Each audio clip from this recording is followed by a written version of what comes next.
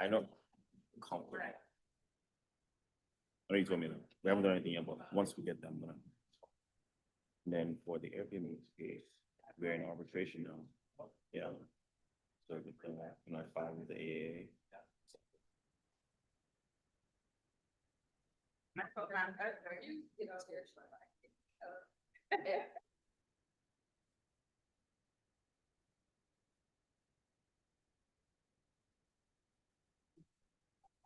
Okay, it's 1 o'clock. We are going to call to order the meeting of the Finance Committee. And first item is roll call. Chairperson Forte, Present. Commissioner Einhauser, and Commissioner Davis. We have a quorum, ma'am. Thank you. Next item of business is the approval of the agenda. Is there a motion? Commissioner? Support. All in favor signify by saying aye. Any opposed? Motion is approved. Next item is the approval of the May 6, 2026 meeting minutes. Is there a motion? Madam Chair. Commissioner, thank you, Mr. Chair. Moved and supported. All in favor signify by saying aye. Aye. Opposed? That motion has been approved. We'll now move into public participation.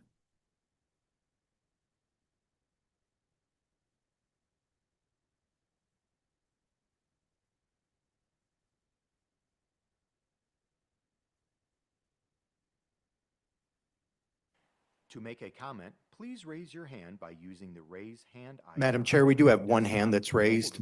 It's online. It's Cecily McClellan.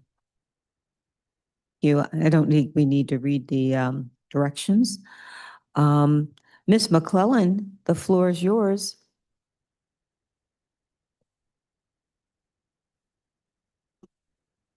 Ms. McClellan? Ms. McClellan, if you're on mute, you need to unmute yourself. That's what our signal is showing here.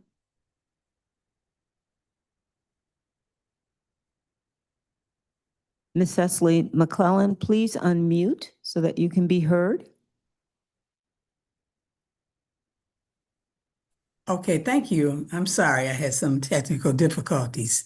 No problem. And I'd just like to make a comment in regards to your third quarter Easy Pay plan status that's contained in your finance report.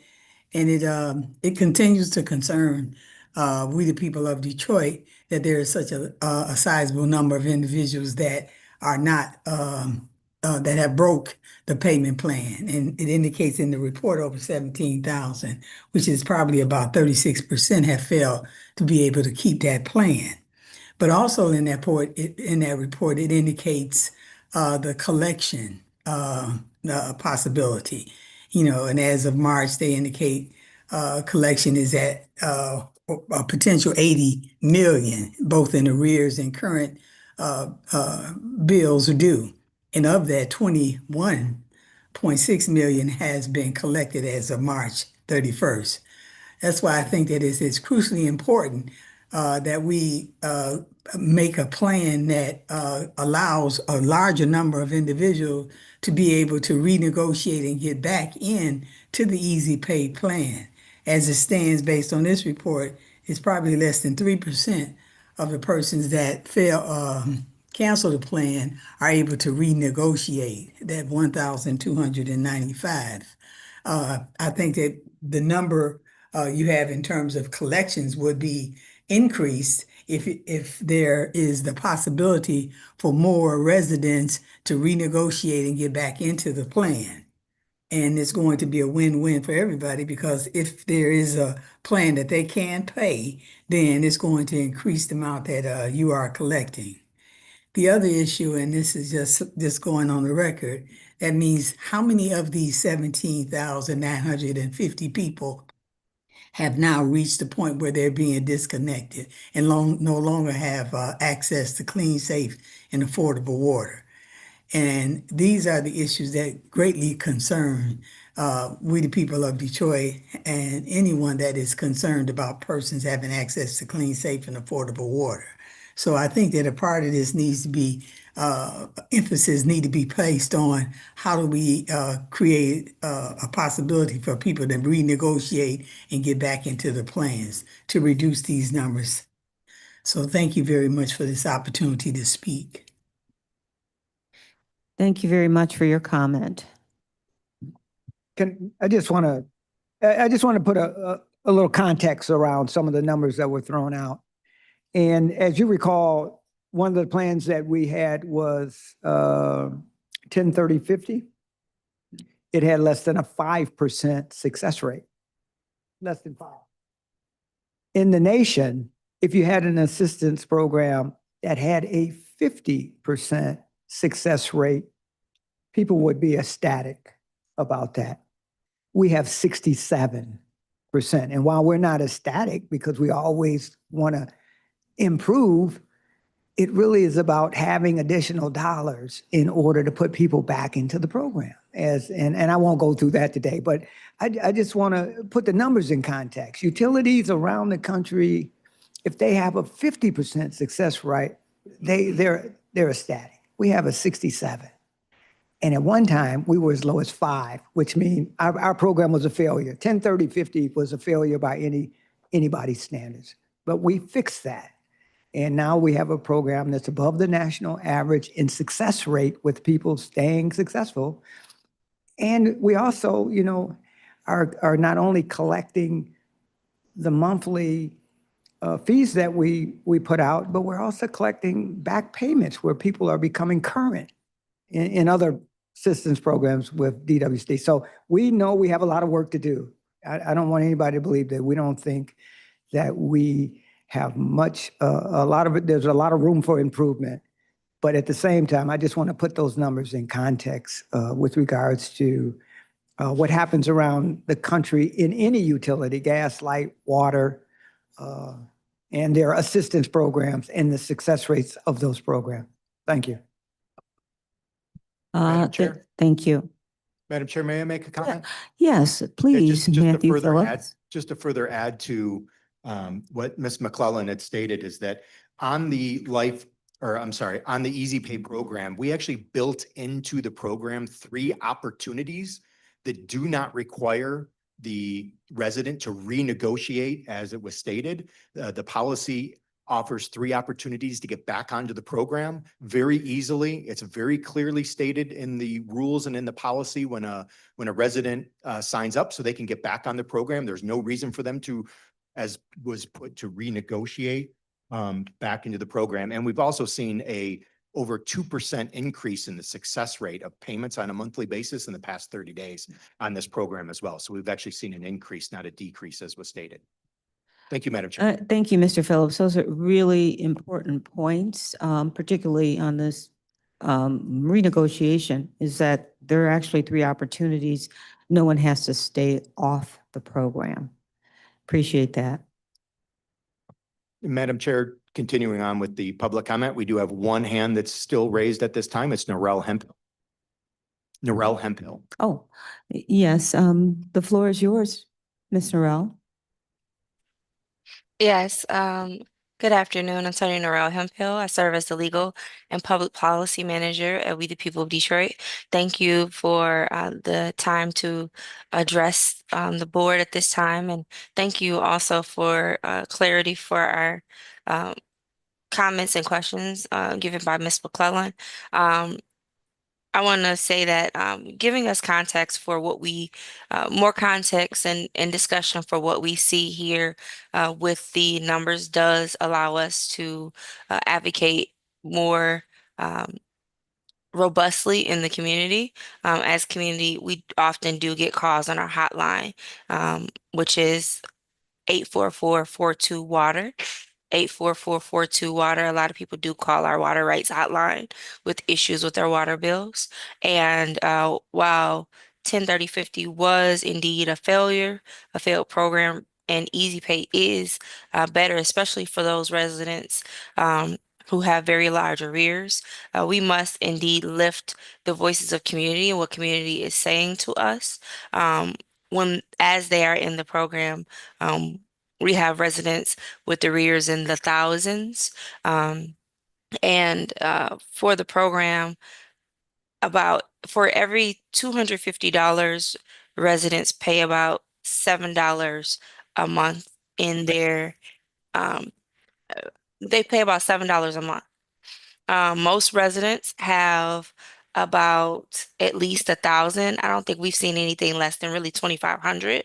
Um, and once you do get up to numbers like that, it becomes increasingly affordable, and residents are adding, from what we've seen, about $50 to $70 per month in an additional water bill.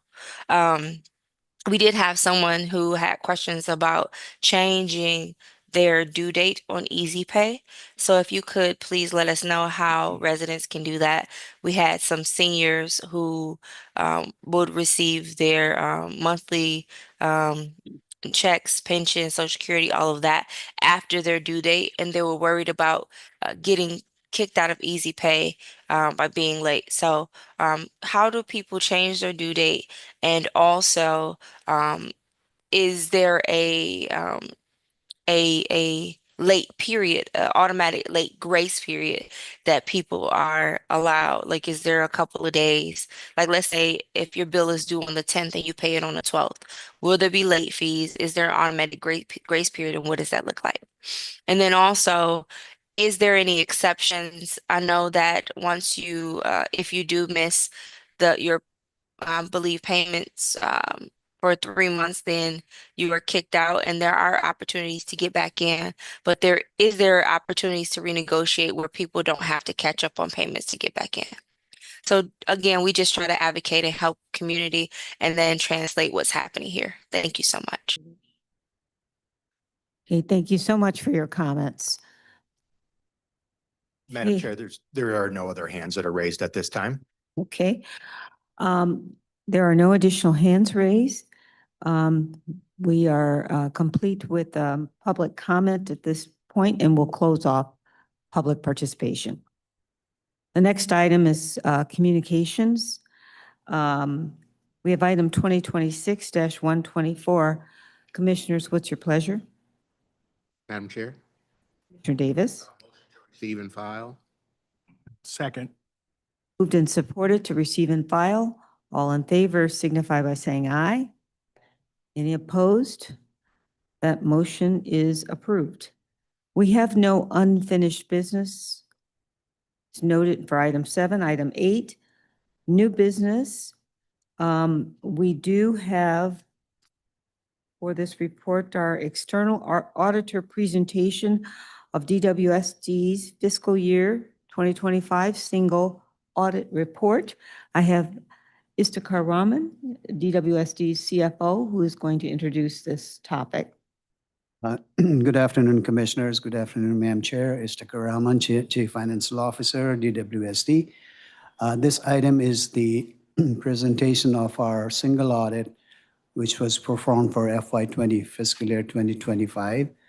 Our external auditors, Plant Moran, completed the audit and by end of March and filed with the filing authorities. They're here today to make a presentation of the results of the audit.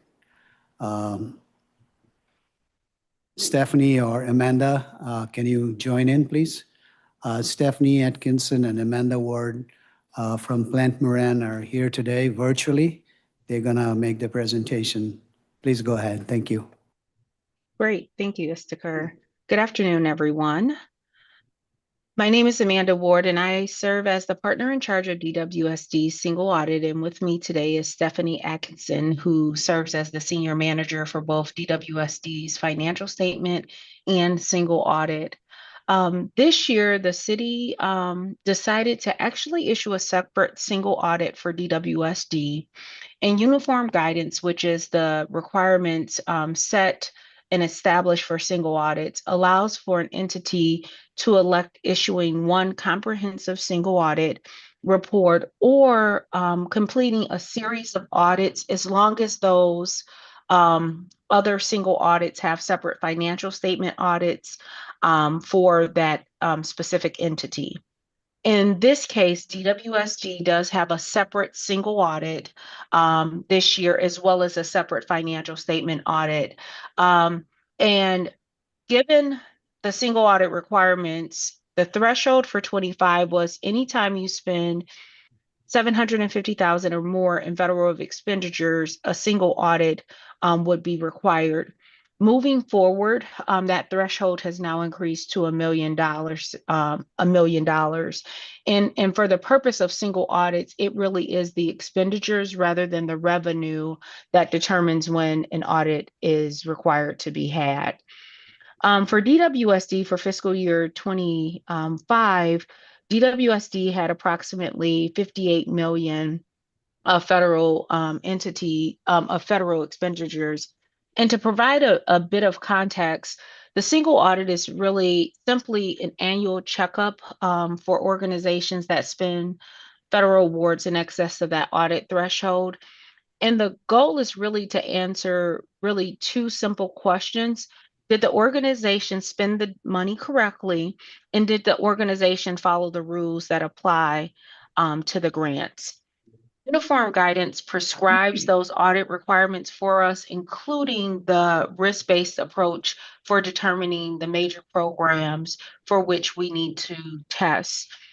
This year, DWSD had two major programs that Stephanie will discuss momentarily. As Istakar mentioned in his opening comments, while the financial statements are required to be filed on or before December 31, the single audit is not required to be issued until March 31st. And I'm pleased to report that that single audit was filed timely. Just want to take this opportunity to personally thank the DWSD team for their efforts in getting the single audit completed. Now, Stephanie will walk through the single audit report for you all. Thanks, Amanda. All right, so this first part of the report is the opinion letters. There are actually 3 that get issued with this report. There's one on the CFA, which is the schedule of expenditures of federal awards. One related to the financial statements that would have previously been issued, and then one on the compliance with the major federal programs overall. We had an unmodified opinion on the single audit. This schedule here is what we refer to as the CFA, and it lists out all of the programs through which you receive federal funding throughout the year. Most of the funding came through 2 programs, the coronavirus state and local fiscal recovery funds and the reducing lead and drinking water program. Both are mainly related to replacing lead service lines, but came through 2 different programs, which each has their own set of compliance requirements. So we were required to test them both as major programs. The notes are just standard notes that essentially indicate that your CFA is reported on an accrual basis. And then this next page is often what we refer to as the report card. At the top, it states that we issued an unmodified opinion. The next part is related to internal controls and if there were any findings. There were a few items that were marked yes, and those will be covered on the following pages. A no response means that there were no issues noted. We identify here at the bottom the major programs that we tested, which again were the coronavirus state and local fiscal recovery funds and the reducing lead and drinking water program. So then also at the bottom, I wanted to point out, it indicates that DWSD did not qualify as a low risk oddity. We don't subjectively determine that rating. It's based on prior year findings for the last couple of years. But in DWSD's case, you wouldn't have qualified as a low risk just because this was your first standalone single audit issued. All right. The next couple of pages covers the financial statement findings that were previously communicated to you as part of the financial statement audit. We're required to report that part of this package But this was just due to the timing, at the time that we issued the financial statements, the EPA had not yet amended the eligibility of the reducing lead in drinking water expenditures to include expenses that were outside disadvantaged opportunity zones. So at the time that that report was issued, the revenue recorded was for ineligible expenditures at that time, but that has since been taken care of, and the EPA was able to work with DWSD to change that eligibility criteria. And then next, I'm going to let Amanda cover a couple additional items reported related to the single audit. Great. Thanks, Stephanie. So as Stephanie mentioned, related to the audit, there were 3 findings. One that related to the financial statements, which Stephanie discussed, and it would have been presented to the committee previously when the financial statements were presented. But now what we'll do is just discuss the 2 findings that resulted from the single audit. And as Stephanie mentioned, we did render unmodified opinions. So for each major program that we test, we are actually required to render an opinion on each of those programs. So both of your programs received unmodified opinions. And that is the highest level of assurance that we can provide as auditors. So the first finding, 2025-002, is deemed to be a material weakness and a material noncompliance with no question cost reported. And in this finding, what it really says is that in your EPA grant, one of the requirements was that Davis-Bacon Act requirements be followed. And in that, it requires that DWSG would get the weekly certified payrolls and review them for compliance. That did not take place during the year. However, subsequent to year end, so subsequent to June 30 of 25, DWSD was able to obtain those weekly certified payrolls from all of their contractors, and they were able to do a review to determine compliance with Davis-Bacon. So, and we were able to do a sample of that after that to verify that that compliance was in place. So while they were able to subsequently determine compliance, the issue is that the controls were not in place to ensure that that took place during the year and on a timely basis. So as of 6/30, there was a non-compliance that was subsequently corrected by DWSD. So at this point, that finding has been corrected because they did the necessary procedure subsequent to year end. The next finding really relates to a comment that Stephanie made earlier. And really what this was is that at the start of the audit, and as we read the grant agreements, there were language was in the grant agreement that really prescribed that in order for the funds to be allowable, they needed to be within disadvantaged opportunity zones. What DWSD found that as they start to do the work, some of the zones that were scheduled to have this work done did not meet all the other criteria, and so they moved elsewhere. What ended up happening was ultimately DWSD going back to EPA to really have the award amended to basically say that it would actually cover, it will replace costs in vulnerable zones rather than disadvantaged opportunity zones, which then allowed for DWSD to kind of do the work in a broader area.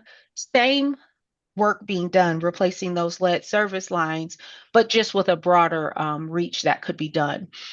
That was that amendment did come in subsequent to year end, which then allowed for that activity of about 4.1 million of expenditures to be considered allowable. So again, similar to the other finding, a material weakness was issued in a material noncompliance based on what would have taken place as of June 30. But again, subsequent to year end, there were amendments to the agreement such that the work that was performed would be allowable.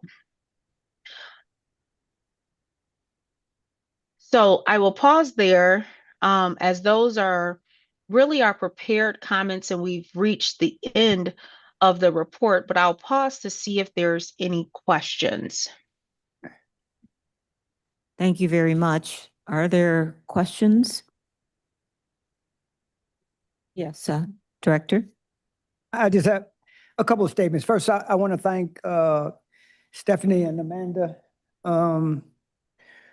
for their patience and for working with us. They're auditors, and as you know, they have a job to do, and their job is to stick to the letter of the law and hold our feet to the fire, and they certainly did that, but they did that in a way that allowed us to clear up some discrepancies that they found and that we, quite frankly, knew about.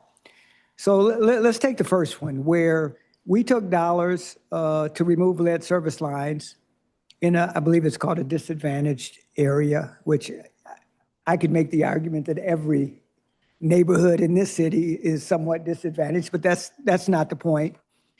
And we got in there and found out that the number of lines that we thought were in the area, this is all underground, we're making our best guess, weren't there. And so what we should have done is stopped, gone back to Washington to EPA, who would have went to Region 5 in Chicago and would have went back to EPA.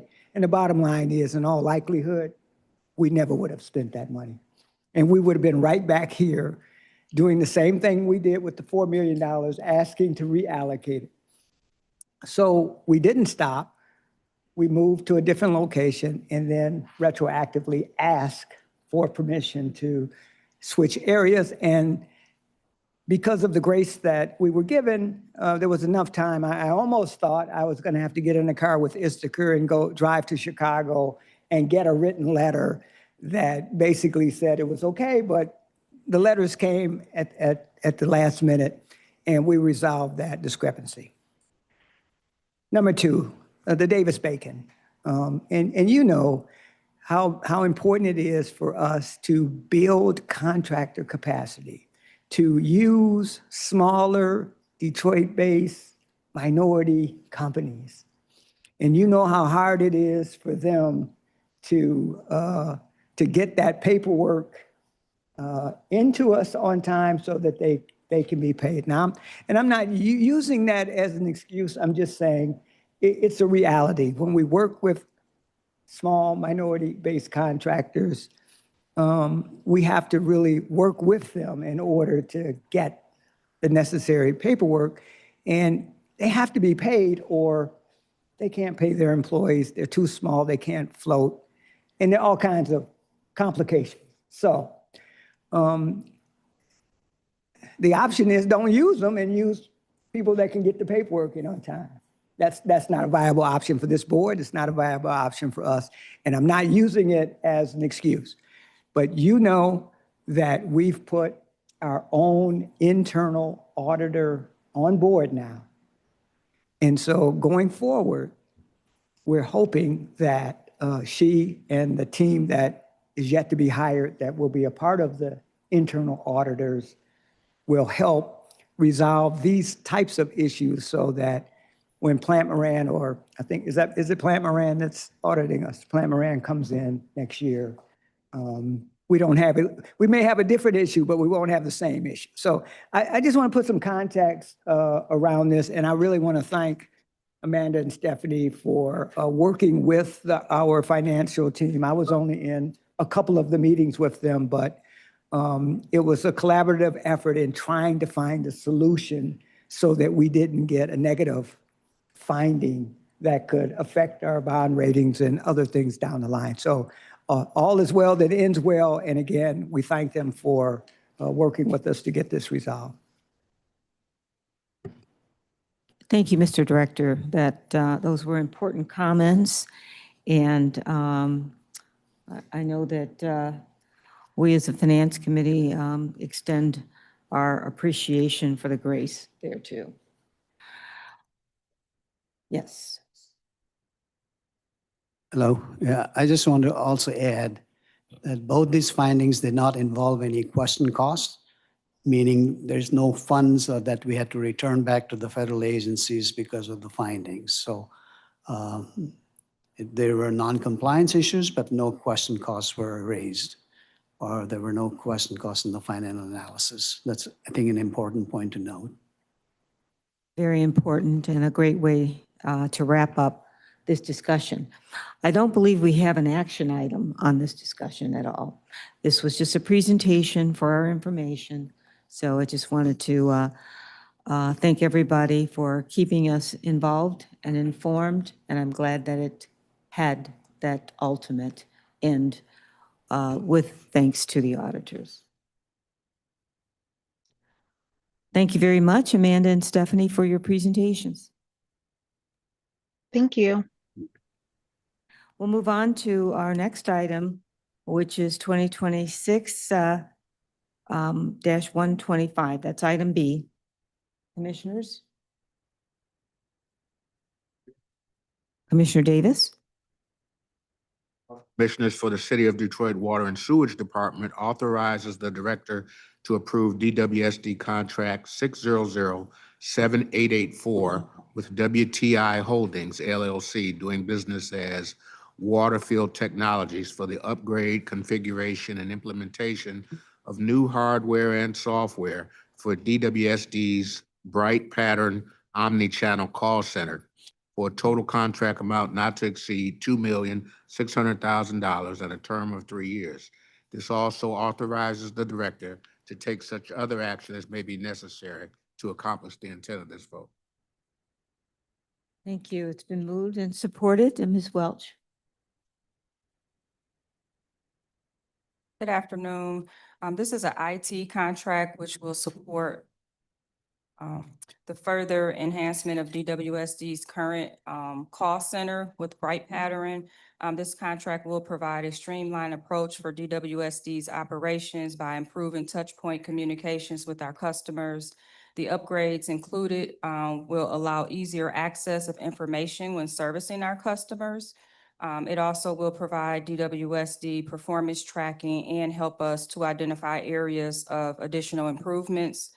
Some new features that will be included in this contract are real-time transcriptions, agent assistance, and completed call summarizing, as well as workforce management. This is a single source contract with DWSD. It is a replacement. They do have the current contract, but this one has been renegotiated for additional technology advancements, as well as a better locked-in pricing for the duration of the contract.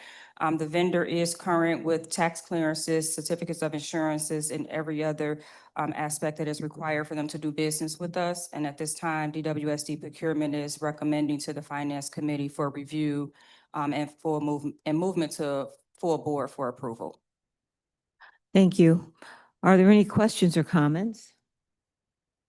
Hearing none, all in favor signify by saying aye. Aye. Any opposed? That motion is unanimously approved, and we'll move on to item C, 2026.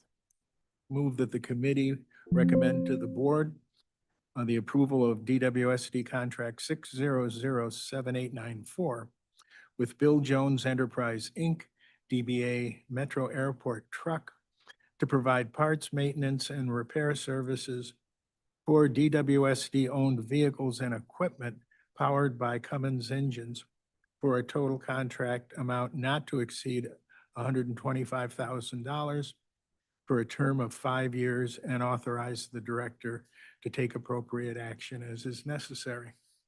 Support. Thank you. It's been moved and supported. Ms. Welch?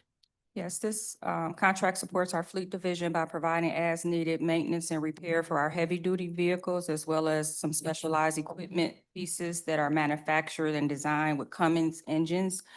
This contract supports fleet. It's a small dollar. I think it's an average of $25,000 per year, just to make sure that the equipment that's classified is operational and safe for everyday use. Procurement did advertise bids for 22 days. We did receive 3 bid responses, and Metro Airport Truck was the lowest respondent bidder. Procurement is recommending to the Finance Committee for a review and approval and recommendation to the full board. Thank you. Questions or comments? Vehicles have Cummins engines. Most of our heavy duty equipment, so those that have like cranes and onboard compressors or different things like that, because they use engine hours, so they're idle to be able to run the compressors, they have a different kind of engine in them. There's another contract that's on this agenda as well at the end, and it's for Allison Transmissions, and these are the same vehicles that are equipped with specialized transmissions and engines so that the engines and the transmissions don't blow while they're out in the field running that equipment such as the compressors or whatnot. Thank you. Any other questions? Hearing none, all in favor of the motion signify by saying aye. Any opposed? That motion has been unanimously approved. We'll move on to item D, 2026-127. Commissioner Davis. Would move that the Board of Water Commissioners for the City of Detroit Water and Sewage Department authorizes the director to approve DWSD contract number 6007896 with Bob Maxey Ford Incorporated to provide auto body collision repair services for DWSD fleet vehicles for a total contract amount not to exceed $750,000 for a term of 5 years. This also authorizes the director to take such other action as may be necessary to accomplish the intent of this vote. Support. You moved and properly seconded. Ms. Welch? Yes, this contract is another fleet division's contract that supports our fleet. It's for as-needed collision repair work. DWSD Fleet Department does not perform in-house any type of body work. So we do regularly depend on outside contractors for these type of repairs. We did advertise for bids for 22 days, and we received 3 bid responses. Bob Maxey was the lowest bid responded. Bob Maxey is also a Detroit certified business, and DWSD procurement is recommending to the board for review and approval. Thank you. Are there questions, comments? Hearing none, all in favor of the motion signify by saying aye. Aye. Any opposed? Motion's unanimously approved. We'll move on to item E, 2026-128. Madam Chair, I move that the committee recommend to the Board of Commissioners the approval of contract 6007898 with Decima LLC for end-of-life electronic equipment disposal for a duration of 5 years. This is a revenue incentive contract with no direct payments to the vendor. The vendor is compensated by receiving 50% of the revenue from recycling, resale, or reuse of recovered materials. We also authorize the director to take appropriate action to accomplish the intent of the vote. End of life issues, dealing with computers or I got one of those. Can I bring it in? And I heard your support, Commissioner Davis. Okay, moved and supported. Ms. Welch? Yes, I won't go into the commentary because it's pretty much in the motion, but this contract is a single source contract, but it is a revenue generating contract.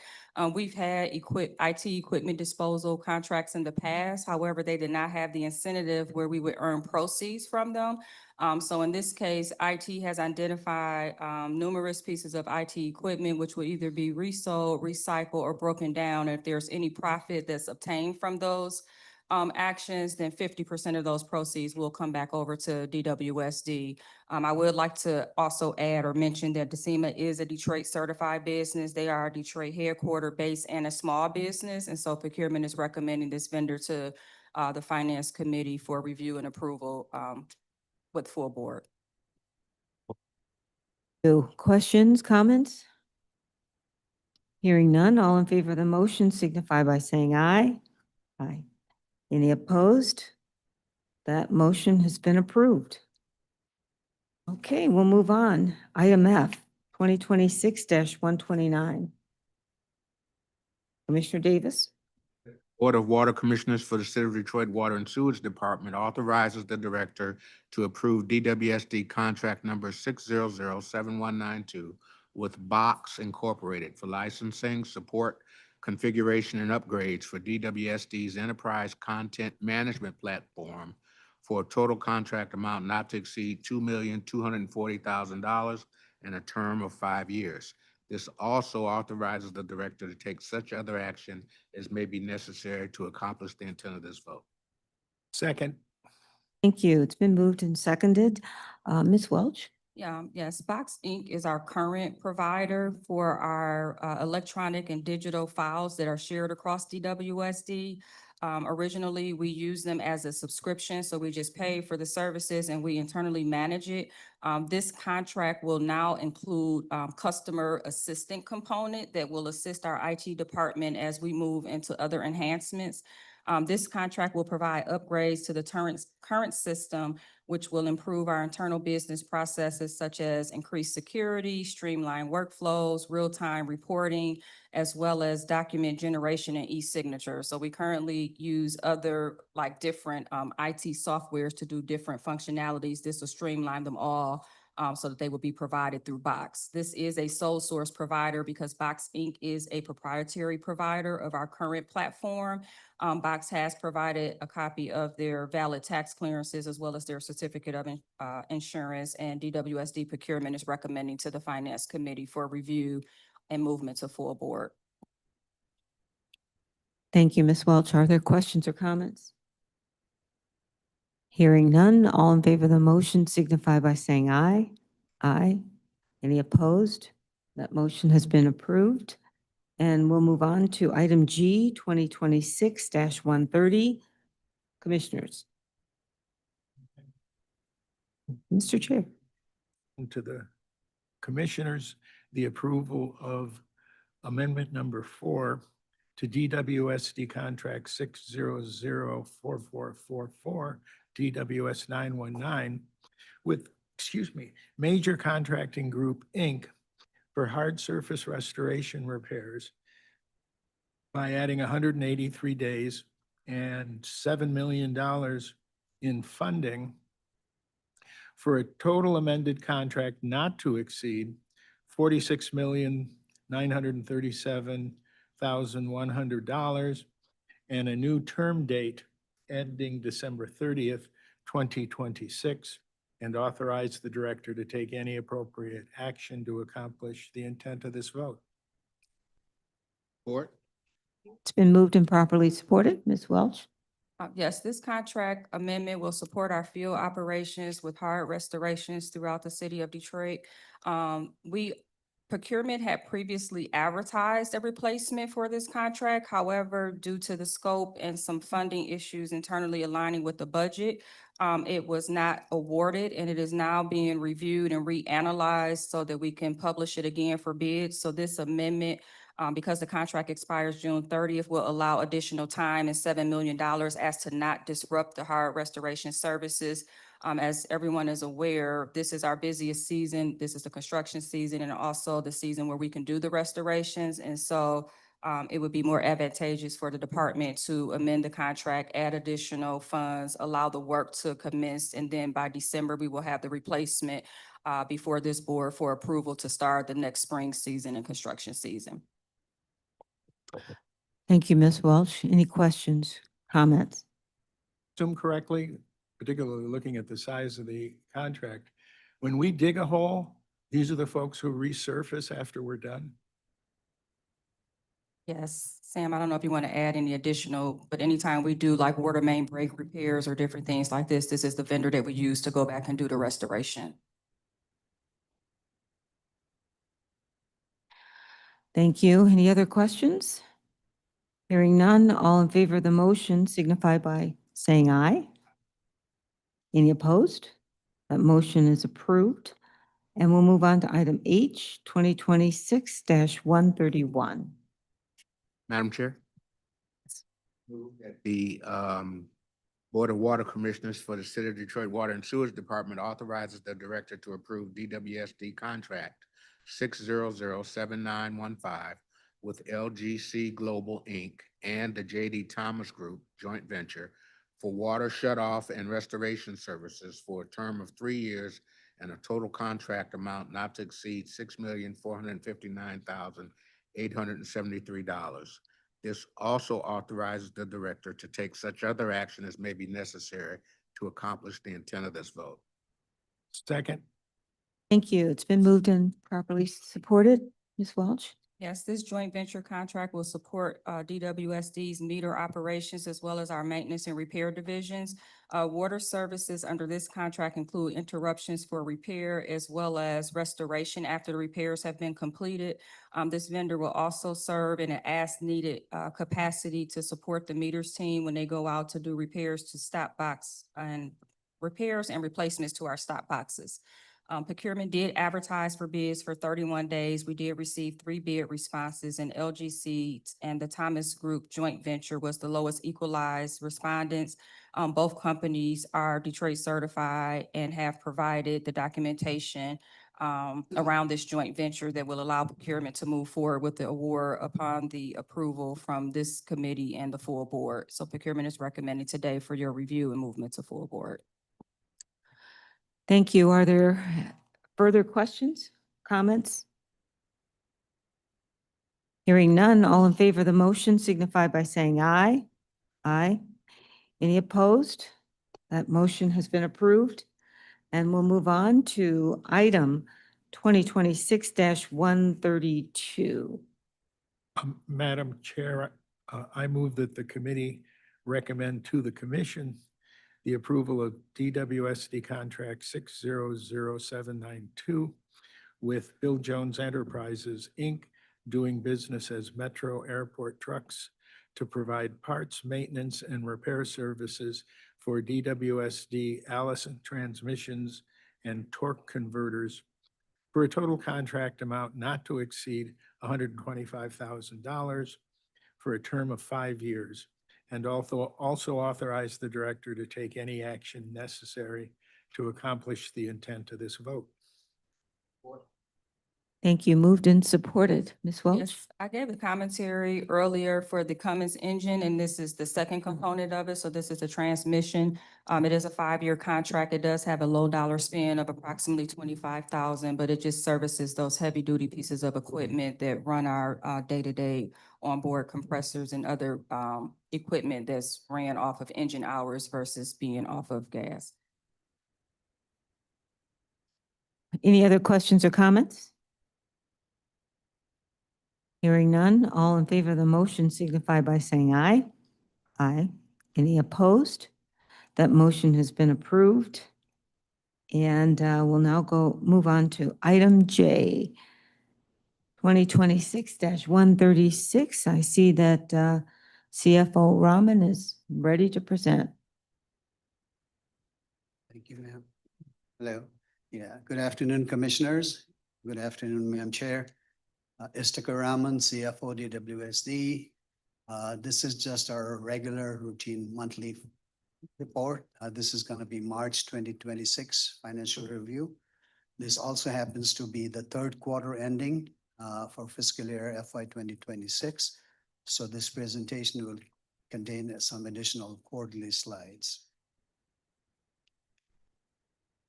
Operating cash, we continue to carry cash reserves to support our operating and capital programs.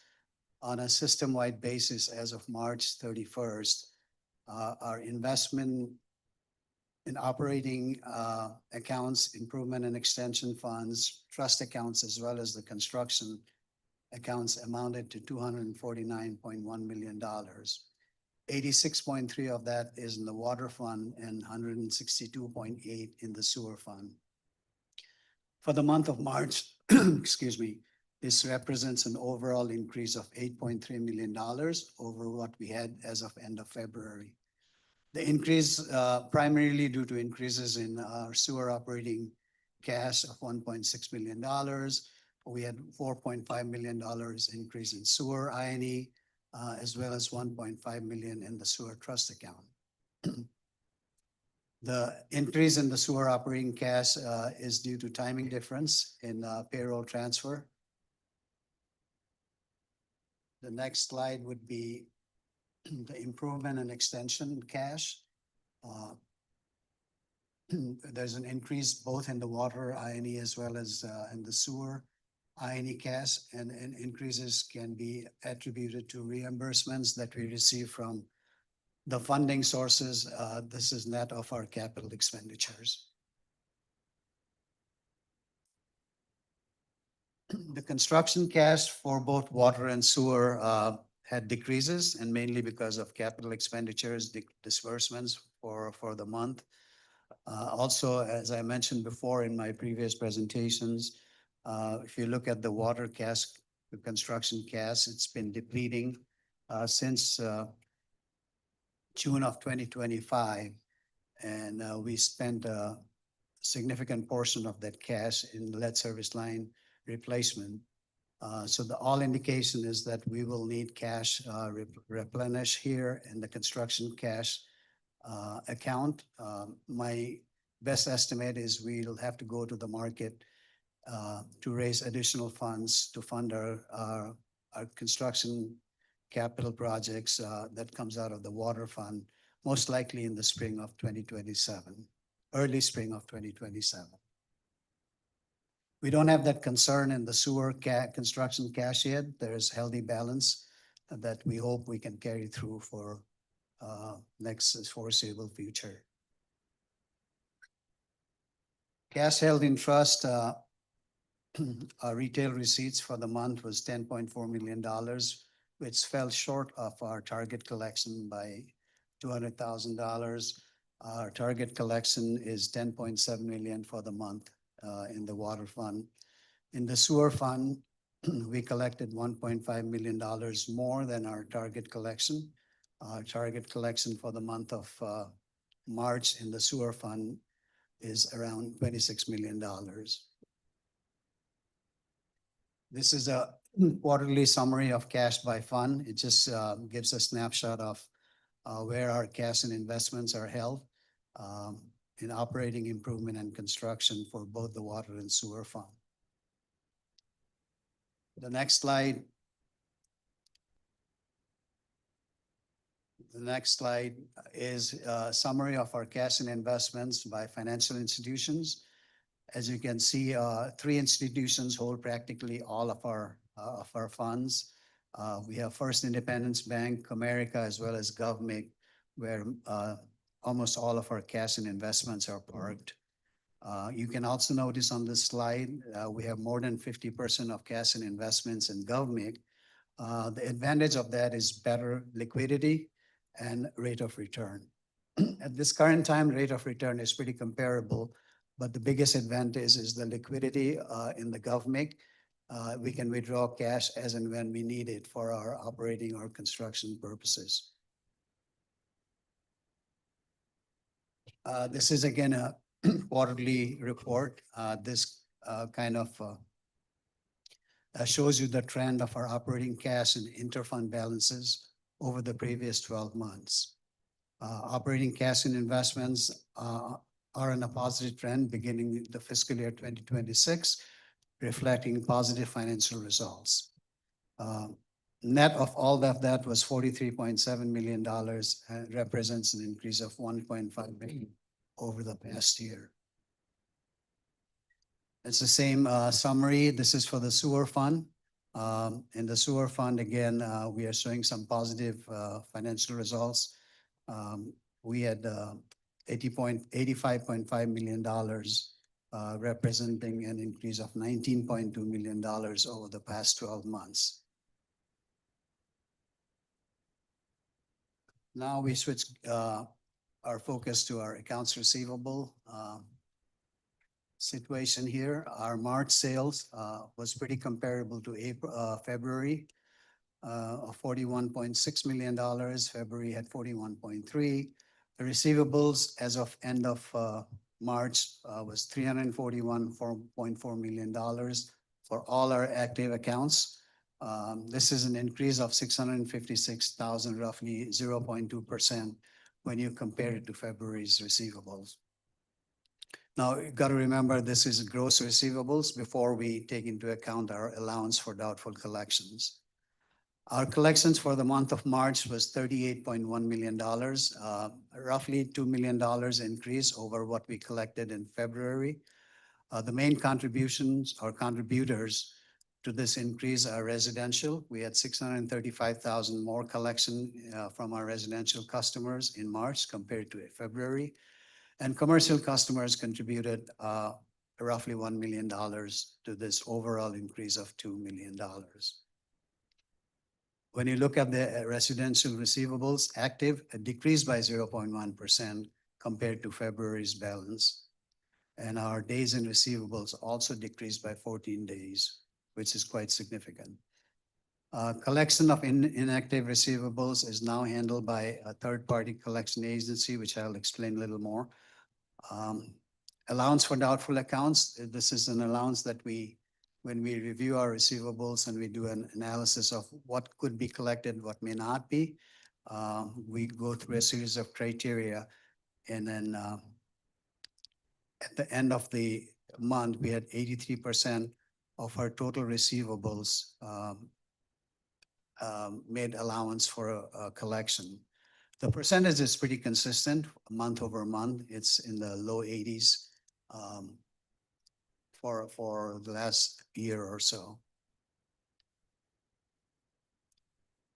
This is a quarterly receivable aging report. It shows you how our receivables are spread across time. People owe us money from 0 to 30 days, 31 to 60 days, and so on and so forth. You'll notice here 57.6% of all our active receivables, which is roughly $197 million, is over 1 year past due. In addition to that, $62.8 million of inactive accounts are also over a year. As I mentioned before, we have started a collection process for our inactive accounts. This is via a third-party collection agency. We started recently, but we are expecting to see improvement in our collection on this front. If this becomes successful, we are even thinking of expanding it to our active accounts going forward. The total receivable balance is reduced by the allowance, so our net receivable balance after the allowance is roughly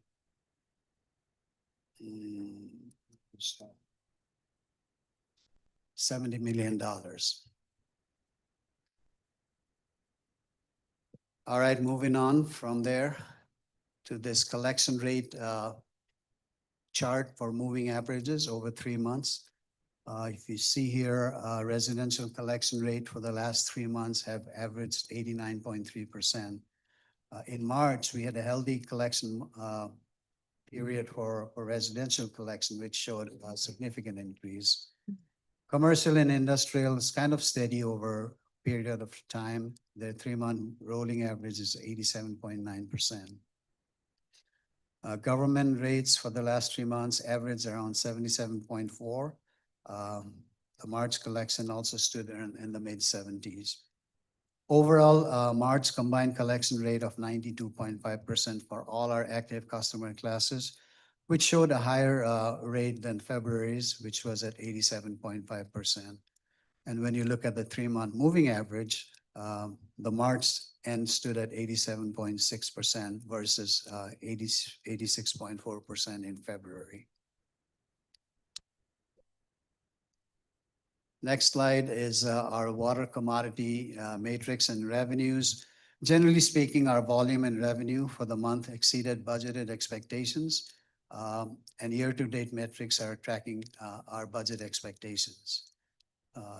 Generally, March volume as well as the associated revenues you see has increased or exceeded the budget by 5.5% and 6.8%. This kind of speaks a little bit about the growth in the city of Detroit, where consumption has increased over time, and then our budget to actual kind of reflects that as well. The next slide is talking about our service charge metrics and revenues. Again, these two metrics are also showing positive trend. We are very close to our budgeted expectations for the month as well as for the year for both the meter equivalents as well as the associated revenues. This is for the sewer revenues, commodity revenues, and the number of counts rather. For the sewer side, both the volume as well as the associated revenue again exceeded our budgeted expectations. On a year-to-date basis, however, we are showing a 1.2% and 2.2% less than the budgeted expectations for our water volume as well as the associated revenues. Looking at the service charge, our meter counts and the revenues that are associated with those are showing exceeding the budget trend. Year-to-date metrics also beat budget expectations by 1.9 and 1.8% respectively. Excuse me, Issachar. Yeah. We do have to open up the CIPO committee. Okay, we'll close the Finance Committee meeting to the call, the chair. Call to order. May we have a roll call, please?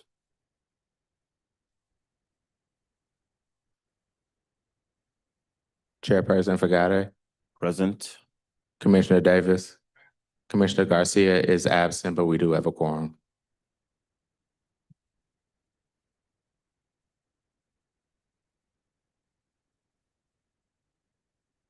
So we can adjourn and you can call the committee back to order. I will adjourn to call the chair. Thank you, and we'll resume with the Finance Committee meeting.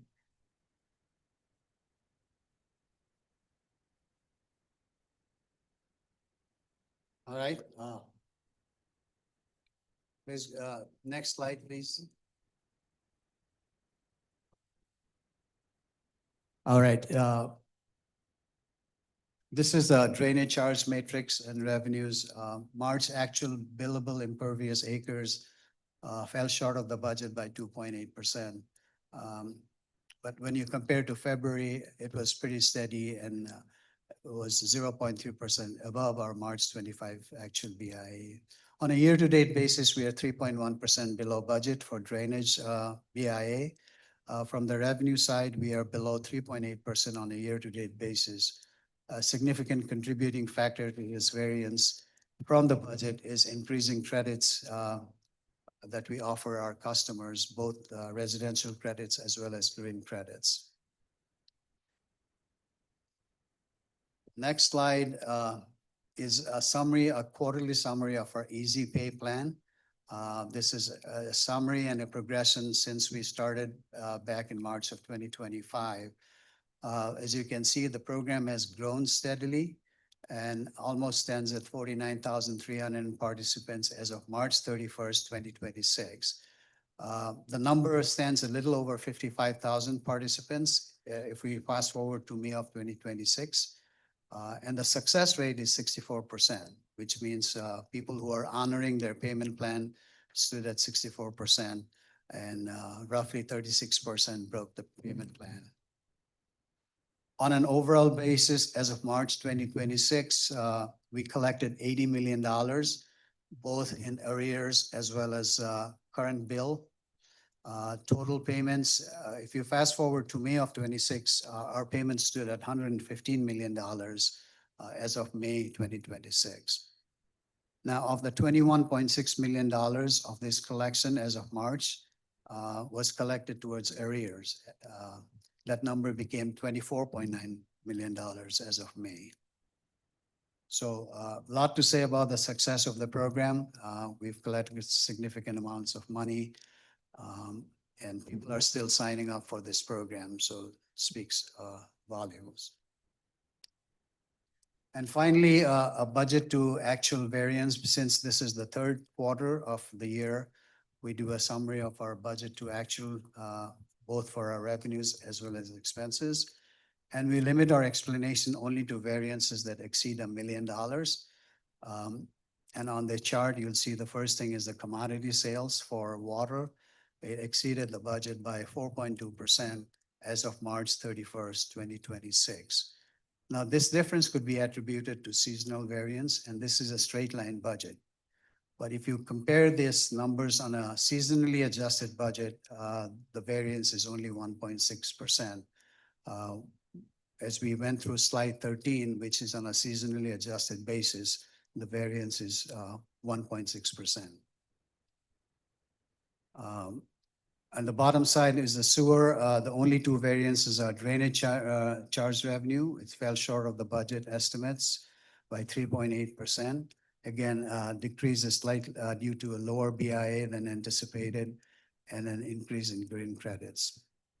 Other GLWA reimbursements fell short of the budget due to BNC notes calculation method.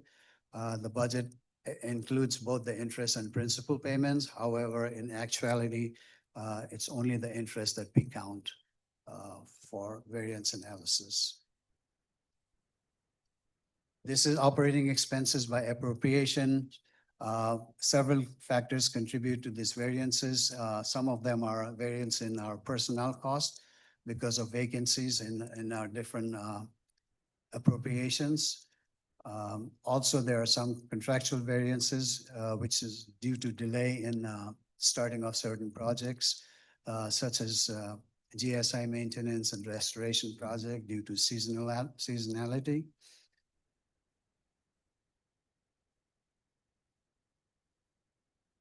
The last slide is a variance of expenses by object code, which would be the natural classification of expenses.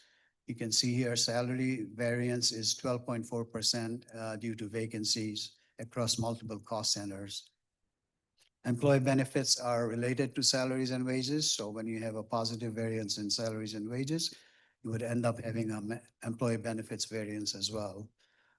Contractual services, as I mentioned before, is due to seasonal contracts, and repairs and facilities and grounds, GSI maintenance, as well as some restoration projects.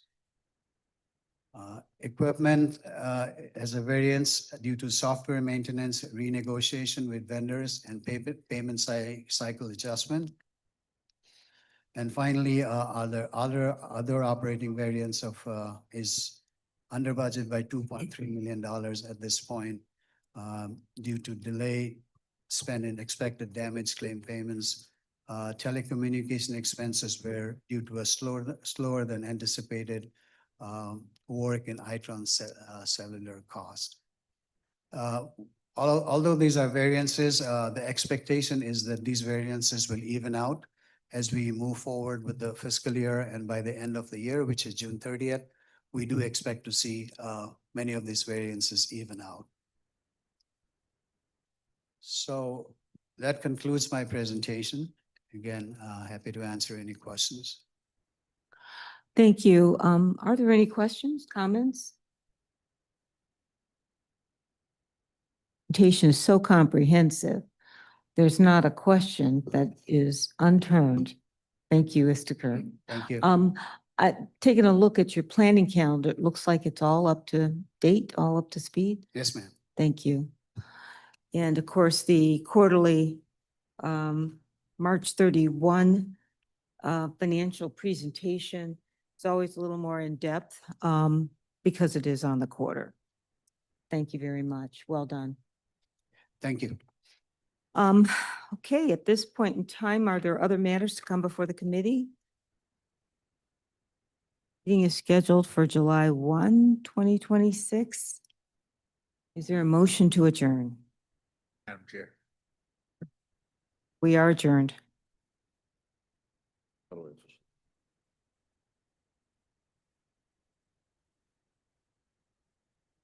And I will officially resume the CIPO committee meeting. Can I get an approval for the agenda?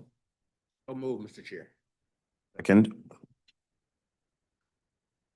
Approval of meetings of the minutes of May 6, 2026. So, Mr. Chair. Second. May we have some time for public participation, please?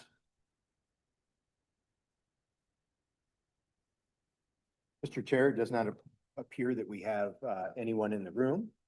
And at the moment, there are no Sorry, we have one hand that's raised, Norel Hemphill. Ms. Hemphill, you can unmute yourself and your time will begin.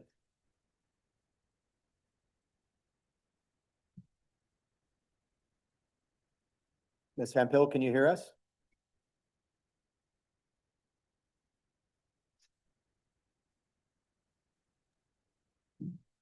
Ms. Hemphill. I'm sorry about that. May I be heard? Yes. Okay, my name is Attorney Norel Hemphill, and I am with We the People of Detroit. I serve as the Legal and Public Policy Manager, and I had a couple questions about the projects in under CIP. I noticed that there were a couple of projects, of sewer projects in particular, that were over budget because of lawsuits.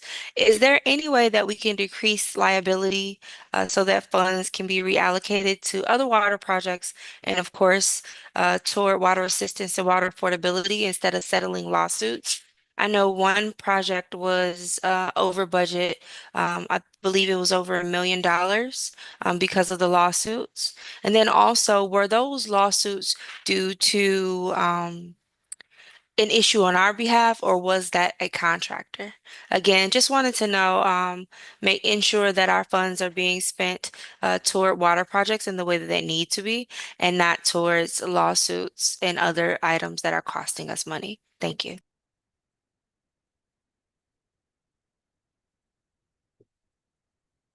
Thank you, Ms. Hemphill. Mr. Chair, there is one other hand that's raised at this time. That's Miko A. Williams. Mr. Williams, you can unmute yourself and begin speaking.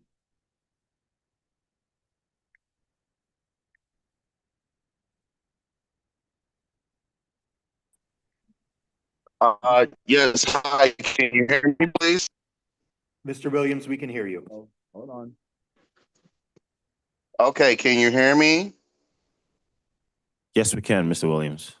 Yes, hi, good afternoon. D'Amico Williams. I'm the Chief Executive Director of Hydrate Detroit, representing residents in the city of Detroit that have had infrastructure problems. I want to address this issue of plumbing. Can we get an update on what's going on with the plumbing repairs?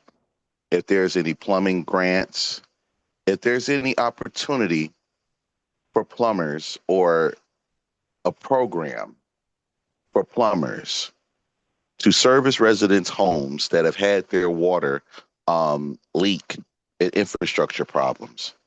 We have been begging for this for years. I don't know why we can't get an answer, and if there's even a solution. We have had residents that have had high water bills in the wintertime due to leaks, pipe burstings when it was frigid cold. We've also had residents who cannot afford the infrastructure repairs. There's no reliable plumbing services. I mean, I ain't gonna lie to you. I mean, they're pretty expensive. I have a volunteer plumber, Mr. Henry Angels. He works well with the seniors. He charges a $75 estimate fee to tell you everything that you need. And that cost that he estimates when it comes to the final cost of how much you need to get your infrastructure done, it costs hundreds of thousands of dollars. This American Water Resources Plan, I'm still having disagreements with them because it's not coverage. It's not proper coverage. The Detroit Water and Sewage Department back in the day used to be able to come into your home, inspect your pipes, tell you what you need done, and to give you a copy of licensed vendors and contractors that had a relationship with DWSD to come and do the work. And we have not had that in years. And it feels like DWSD is deflecting responsibility of its own infrastructure to the residents of the city of Detroit that pay high water bills and drainage fees and still have their sewers and basements backed up. Something has got to be done to get more plumbing grants, get plumbing contractors. I'll speak about this in the human resource meeting, but I'll say this: capital improvement is helping residents improve their capital infrastructure. And that means from the stop box to the pipes. Yes, I understand that residents are responsible for their own pipes, but when they need help and there's none available and we can't depend on anybody, where do we go? Can the water department help us on this front of plumbing and grants and securing vendors? Thank you for taking my comments. Yes. Point out that the city of Detroit has an entire department, Housing and Revitalization Department, that helps people with roofs, plumbing, HVAC. There's an entire department that focuses on that. However, we are investing $175 million in alley sewer repair, taking care of private problems. That's having a direct impact not only on the customers, but our public system as well. Thank you, Mr. Chair. Thank you, Deputy Director Smalley, and thank you, Mr. Williams. I certainly feel passion there. We'll be moving on to item number 6, communications, of which we have none. 7, unfinished business, also have none. However, we do have new business, item 8A, 2026-134, monthly operations monthly metrics, sponsored by Mia.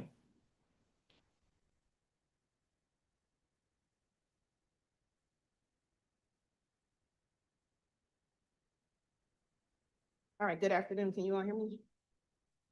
That's it. All right, how about now? Good afternoon. There we go. Thank you, everybody. Give me 1 second to load up. There we go. All right, Erica Mia, Chief Operating Officer, and I'm here to report the monthly metrics, say that twice, for June. As you all know, we have over roughly 30,000 fire hydrants, of which we try to keep them below 1% average. And so as you see from the chart, we have the month of April and May, a uptick of 549 that were inoperable, 635. You know, we follow behind DFD, and they usually have a uptick in the winter.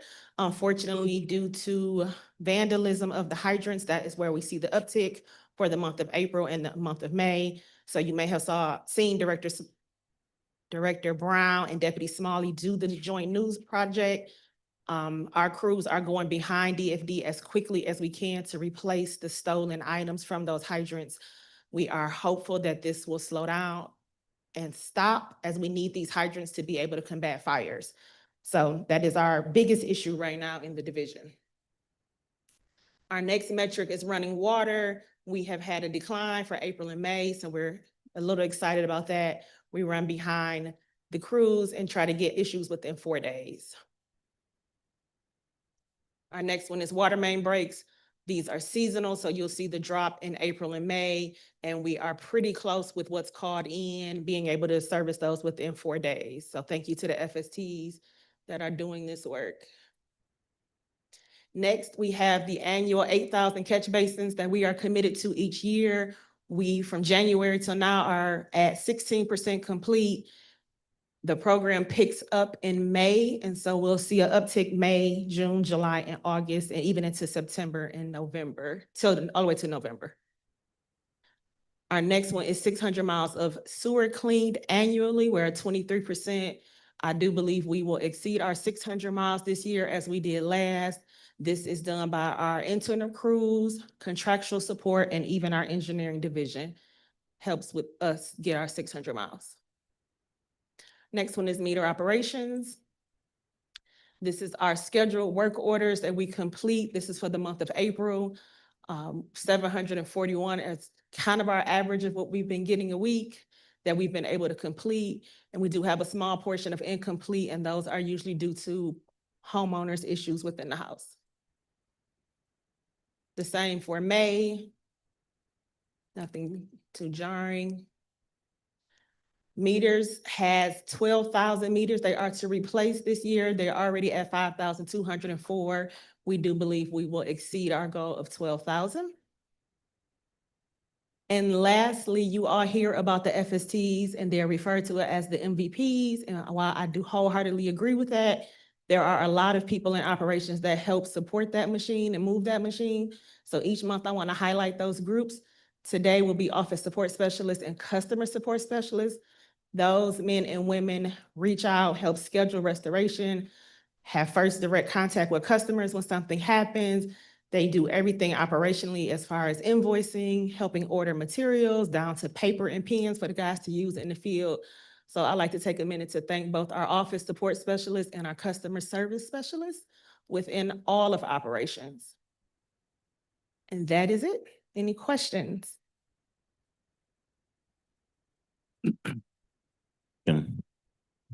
Amazing presentation. Thank you, Mia.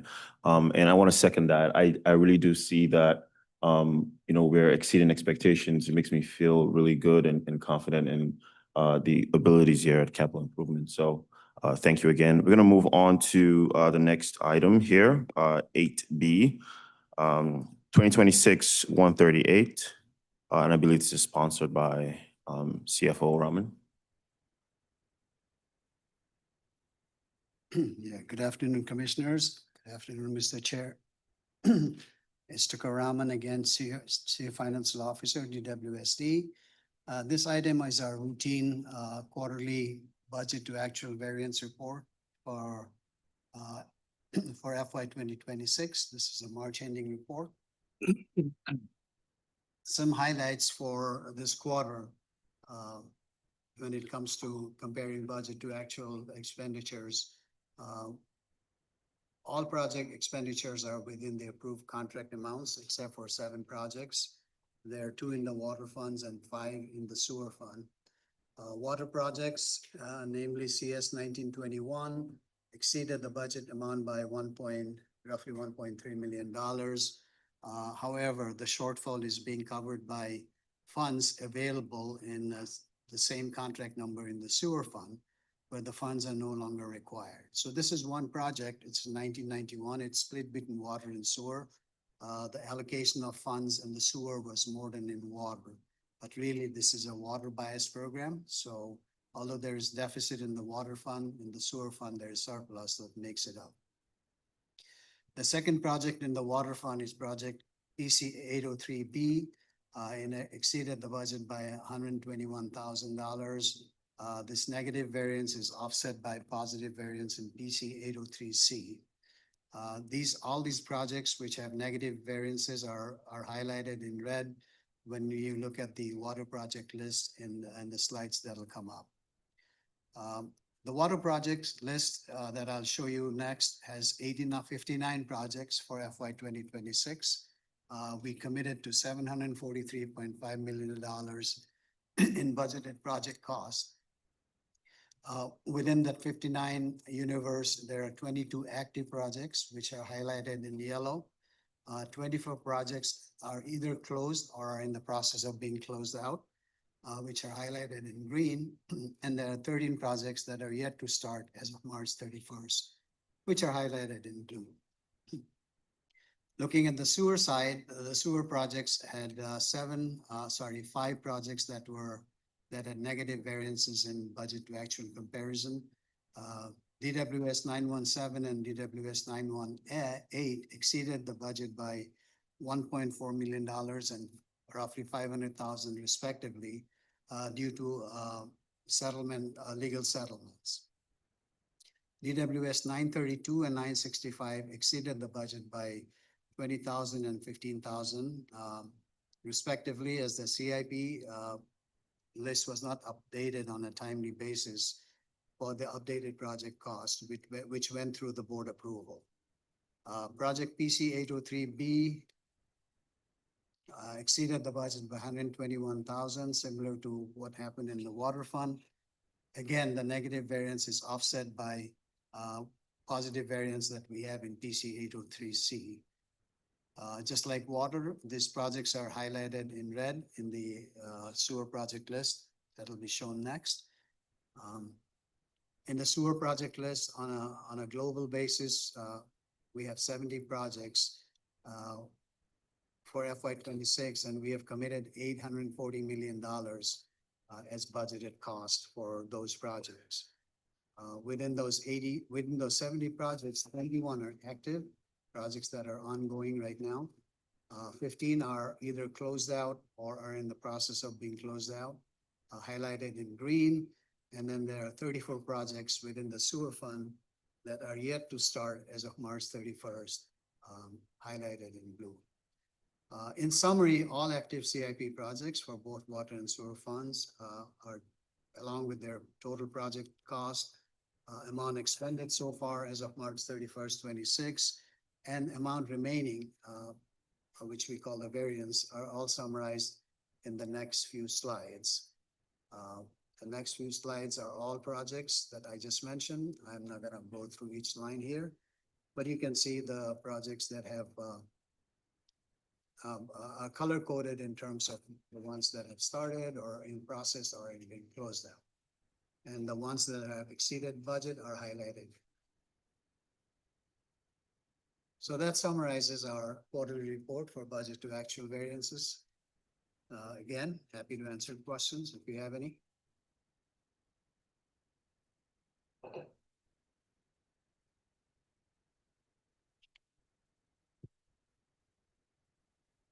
Does anyone have any questions for CFO Rahman?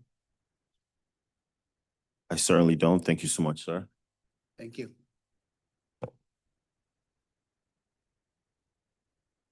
To the planning calendar, do you have any updates for that? Anyone? No updates. Planning calendar is up to date. Okay, thank you. So auto matters, do we have any? Next meeting is adjourned. Next meeting is scheduled for July 1st, 2026. Can I have a motion to adjourn? Second, meeting adjourned.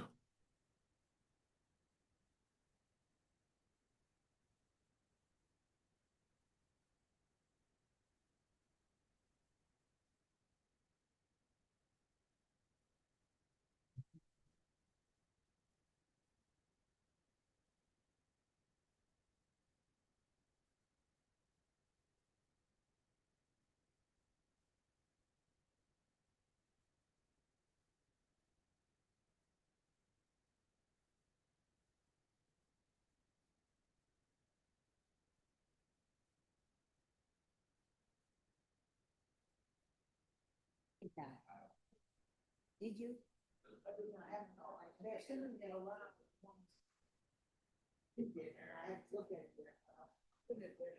Okay, you haven't, but you were there? You were there? So you have seen the speech or you just, you're not? Never read, okay.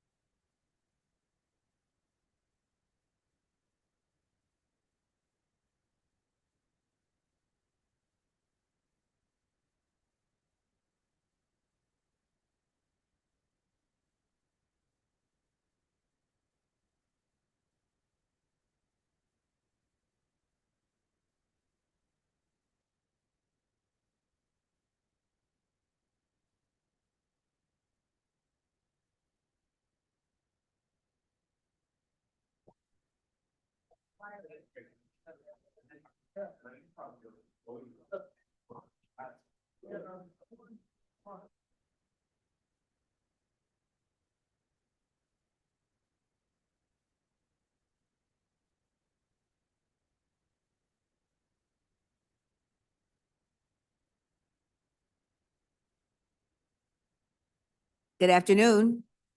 I'd like to call the Customer Service Committee meeting to order. Mr. Secretary, would you please call the roll? Chairperson Blackman, Present. Commissioner Fagade, and Commissioner Garcia is absent, but we do have a quorum. Much. Moving on to the approval of the agenda. Motion, Madam Chair? Support the approval of the agenda. Any discussion? Hearing none, all those in favor, please say aye. Aye. Opposed, nay. Motion carried. The next item is approval of the minutes of May 6, 2026. Is there a motion?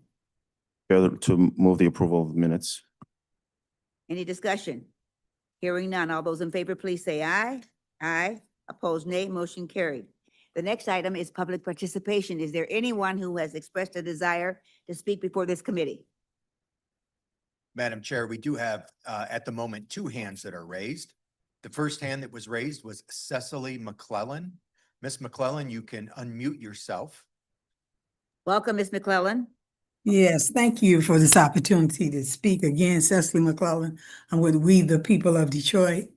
And first, I'd like to really compliment the customer service department for providing the detail as it relates to the medical emergency. Sorry. We thank you for that compliment. Okay. Because I mean, it's devastating enough that if you have to face a shutoff, but to have to face a shutoff and to know that you may be sick and unable to even take care of your bills or those types of things, it can be really, really devastating. So the 28-day process is a good thing. I just like to know, and I think the public would like to know, how is this information going to be provided to the public? I mean, is it going to be on the website? And how does an individual go about accessing? I mean, are they going to have to contact customer service, and then customer service then will begin the process, and they'll upload the information to the customer service department? But just some of the logistics, I think, need to be a little bit clearer. Additionally, we are concerned, and we haven't heard in terms of any detail of the number of shutoffs since December. It would be extremely helpful to know the number of shutoffs that are occurring here in the city of Detroit. If do we have to request that information in writing? And if so, we will request it in writing. Thank you very much for your time. Thank you, Ms. McClellan. We appreciate your participation.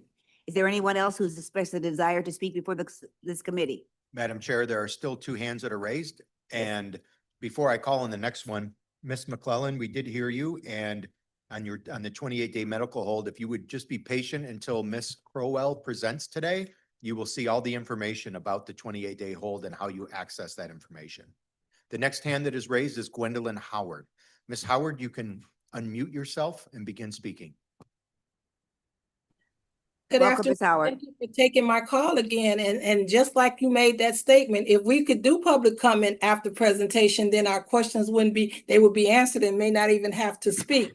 So I again understand that we looked at the agenda, so we had to get our questions together before the presentation. But if public comment could come after the presentation, most of our questions will probably already be answered. But again, I'm going to start off with the ones we read from reading on the agenda, the ones we come up with. So what is the plan for re-enrollment for July? Is there a plan for the re-enrollment? And when will it begin? Will enrollment open up July the 1st? Are people who are currently enrolled in H2O roll over automatically will that happen this year? I know we had a debacle at the last one and just want to know exactly how this one is gonna go. We lost a lot of customers to the new process because we lost a lot of funding, but will they automatically be enrolled? The residents, will they be kicked out of the program? Will enrollment be on a first come, first served basis?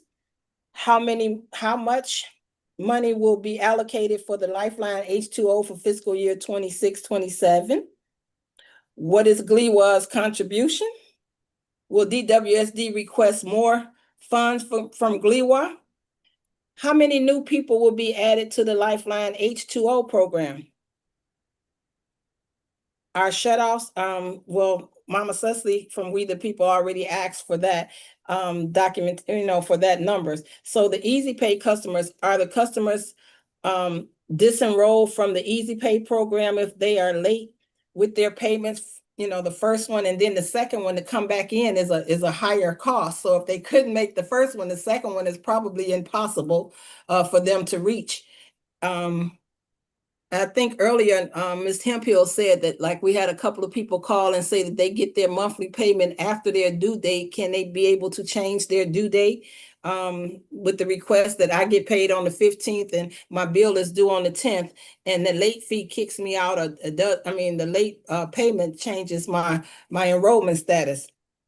So yeah, reading your agenda, if customer service came after your presentation, these questions may have been answered. Thank you for taking my call. Have a great rest of your day.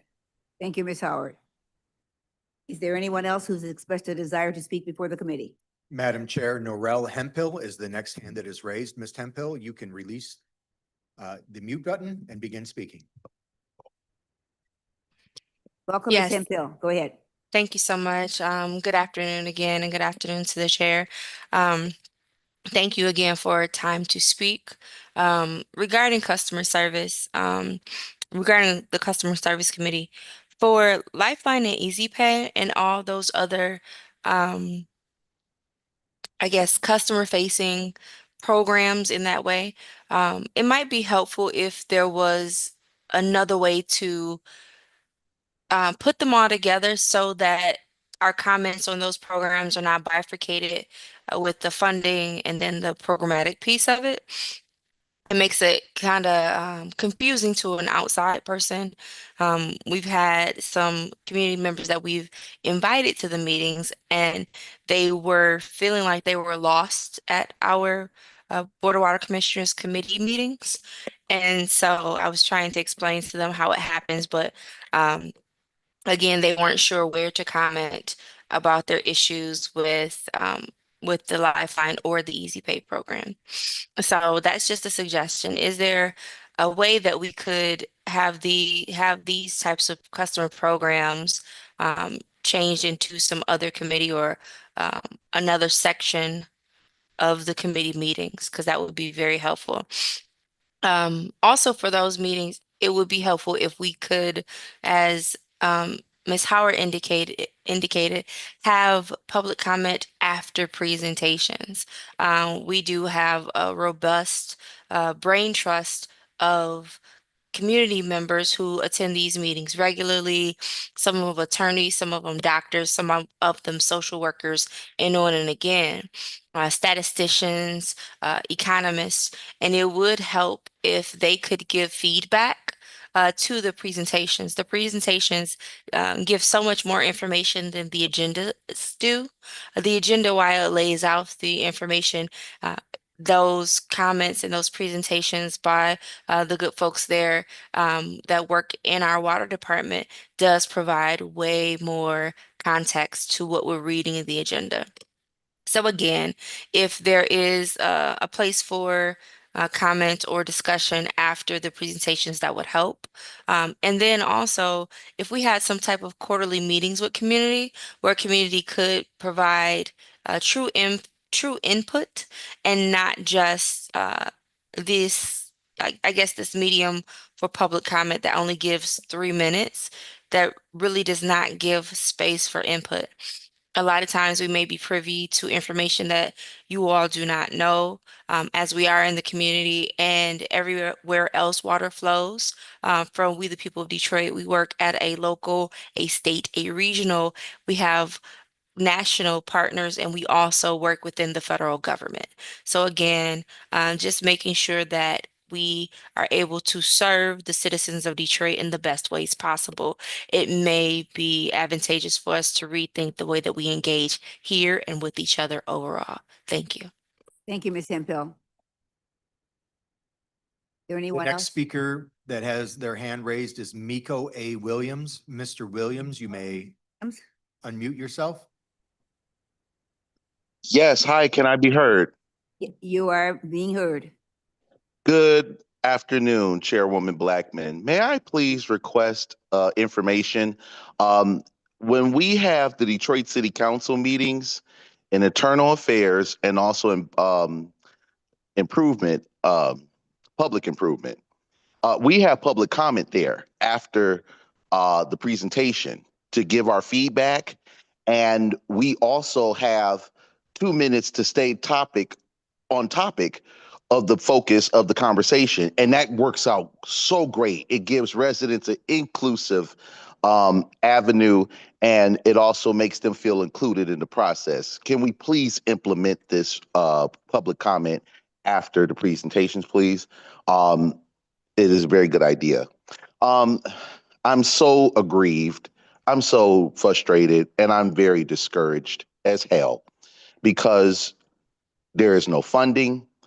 I have been working with the Water and Sewage Department, the Customer Service Union. I want to thank you so very much, Matthew Phillips, Kimberly Crowell, and the staff for working with Hydrate Detroit to get people reconstituted of their payment plan arrangements and also back into Easy Pay. Thank you to the director for allowing this rule in the board. It is really working out. We have residents that have called looking to have their water shut off prevented. They have been making partial payments. Some have health issues. Some also have problems with their plumbing leaks and pipes. This has become a citywide problem. It is also residents are also aggrieved when they can't find the SCR funding is no money. Thaw has no money. Wayne Metro is still taking people's information, but will only jump in 3 billing cycles. By that time, your water be done shut off. And they are not reliable and consistent. I have been doing this work for over 10 years, and I am not going to sit back and allow this city to go into a riot because people are desperate for services that they cannot get. And I need the Water and Sewage Department to work a little harder, implement the list of people that we usually have to not be shut off, to have assurance and reliability that their water is not going to be shut off if they called here through the customer service system, through our organization, or through this body. They should be assured that if they got their situations handled right then and there, Chairwoman Blackman, I also want to ask, when will this board, can you please help me get the board back in the community? We need a water tour around different districts because people have been waiting to talk to you all and we want to see you. And we need to reestablish community meetings. Please make it happen. Thank you for taking my comment. I appreciate you so much. Thank you for your comments, Mr. Williams. No other hands are raised at this time. Thank Madam you very Chair. much. Since we have no one else, this public participation is closed. And we will move on to communications. We have none. Unfinished business, we have none. New business, customer service presentation. Ms. Crowell?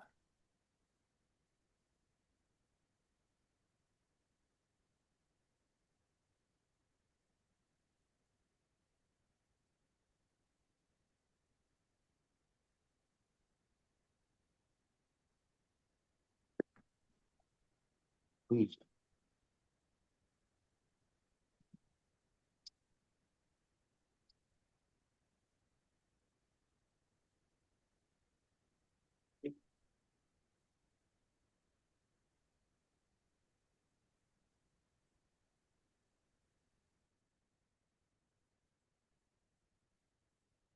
Good afternoon, Commissioners. My name is Kimberly Crowell, Customer Service Manager here at the Detroit Water and Sewage Department. Oh, I'm sorry, one second.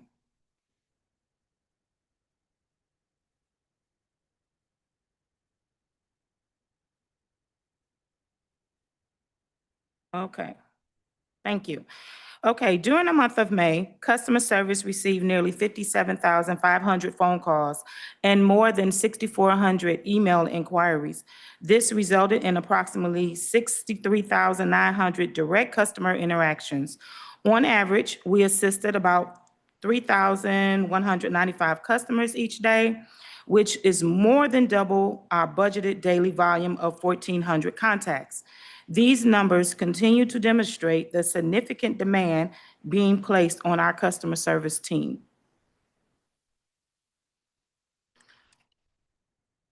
As call volumes continue to increase, our average speed of answer rose to just over 32 minutes. The emergency line performed much better, with customers waiting approximately 13 minutes on average. Non-emergency calls averaged about 42 minutes. While wait times remained a challenge during the month of May, I'm pleased to report that customer satisfaction remained at 84%, and this marks our 33 consecutive month of exceeding our customer satisfaction goal. Our first call resolution, we improved that by 76%, which means that most of our customers received a resolution to their concern during their first contact with us.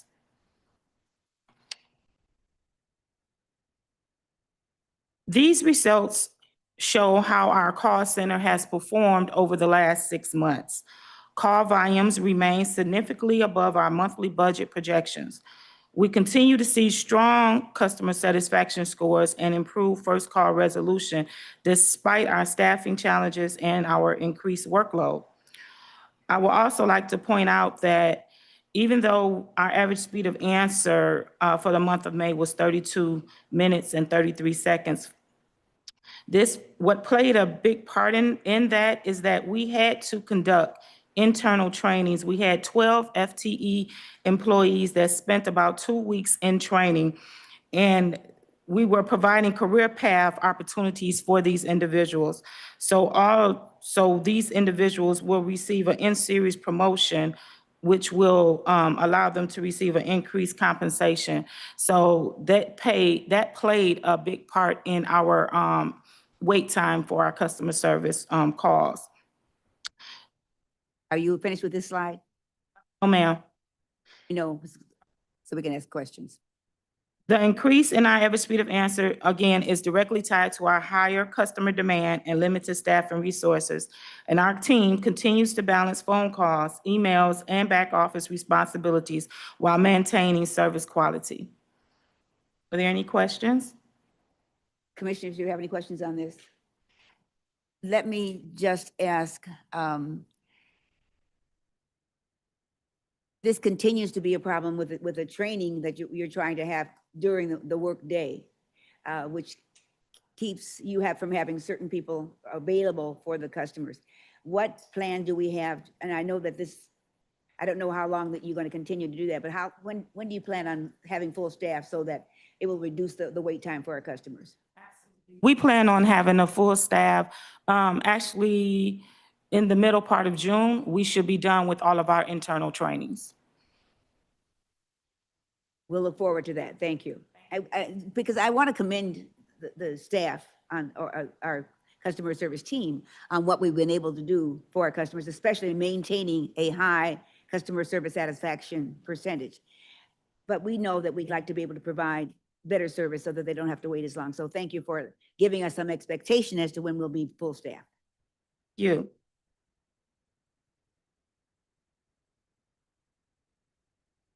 Next, I'm going to talk a little bit briefly about Lifeline H2O, and Easy Pay.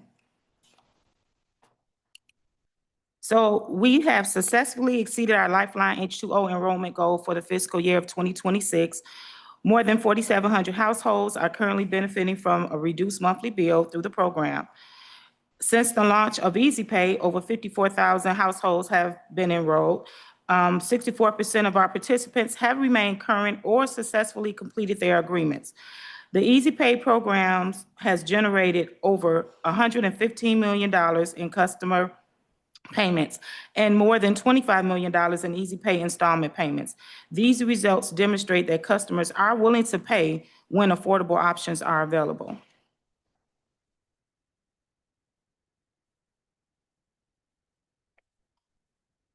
Next, I want to talk about, oh, I'm sorry. Are there any questions? Are there any questions by committee members? Comments? Thank you. Commissioner Blackman, if you don't mind, I would like to move straight to the planning calendar. There were conversations as it relates to the 28-day medical hold, and I would like to go into great detail as to how a customer can benefit from that. Thank you. The 28-day medical hold provides a temporary freeze on an account for customers who have a verified medical necessity. During this period, customers are not required to make payments towards a past due or current charges. Water services can also be established without, and I would like to repeat that, without requiring a payment arrangement. To qualify, customers must provide documentation from a licensed physician confirming the medical need for water service. This process helps ensure that customers facing serious medical situations are protected while they work through their circumstances. So again, I would like to emphasize that DWSD, we do provide a 28-day medical hold for our customers. Once approved, there is a 28-day temporary freeze placed on the account. No payments are required towards the past due or current charges during the whole period. Water service may be established without a payment arrangement or down payment, and water service is protected for 28 days only. In order for a customer to qualify for this, there are eligibility requirements. The customers must submit a physician statement on an official letterhead, which must include the patient, their name and address, their account number, a brief statement confirming the medical necessity for water service, and the current date. It must have the current date on the letter within 10 days of the request, and it must have a physician signature. Now, there are some things that our customers are responsible for as well. Before you go further, maybe you're going to, I don't know if you're going to explain it going further into the presentation, but how does the customer get the information about what they have to do to provide to us? Slide. So as I stated, there's important guidelines and customer responsibility. So while the medical hold provides important protections, there are guidelines that customers must follow. So the hold is only available to the account holder or a dependent residing in the same household. Only one medical hold is permitted per household within a 12-month period.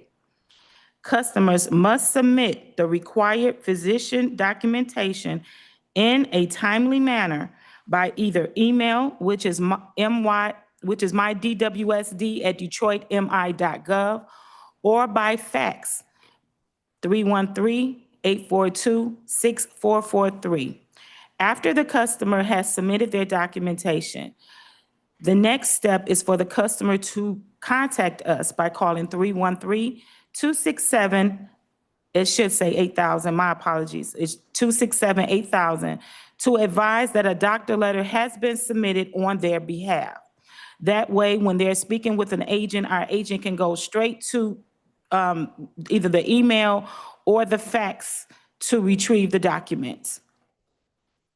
These guidelines help ensure the program remains available and equitable for customers with legitimate medical needs. Now, most importantly, after the 28-day has expired, or even prior to, it is very important for the customer, in order for them to maintain their water service, the customer must establish a payment arrangement or pay their past due balance before the 28 days has expired. Because on the 29th day, the customer will be eligible for water service disconnection. Are there any questions? So the customer is in the hospital, unable to get their mail or to know what their requirements are. And they are ill. So how do we make sure that this customer can get the information and then respond to our requirements?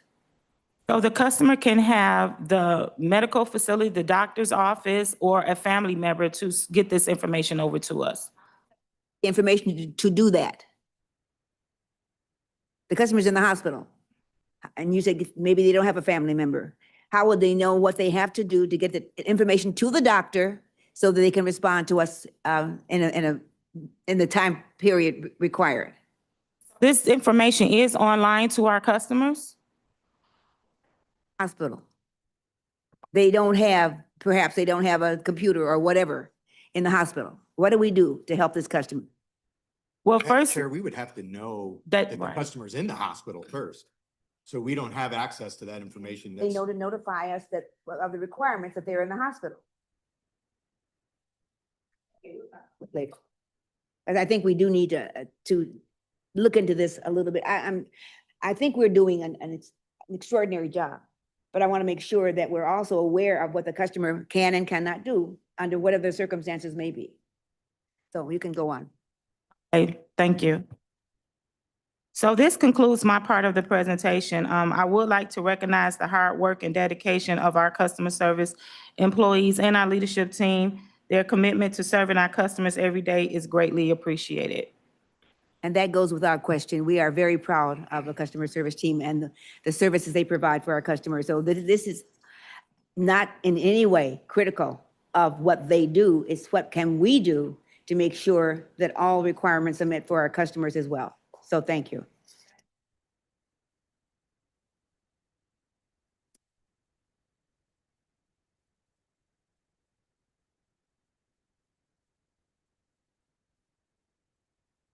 So we are now at the point on the agenda where, are there any other matters? I see none. And the next customer service meeting is July 1st. Before we adjourn, I'm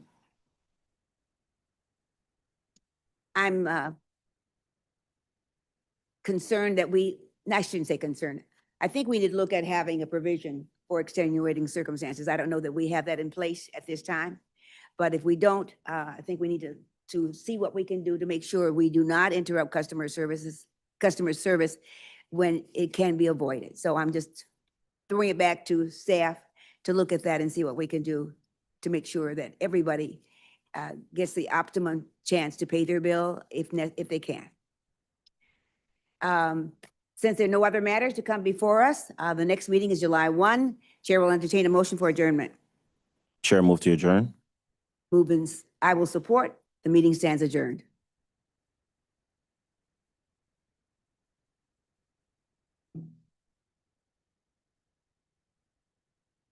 Discuss 3 minutes. Okay. You want to call for a break when you adjourn? When you close? You want to call for a brief break? I don't have the floor yet. I said when you call the Oh, meeting. yeah. Because I have adjourned, I can't do it.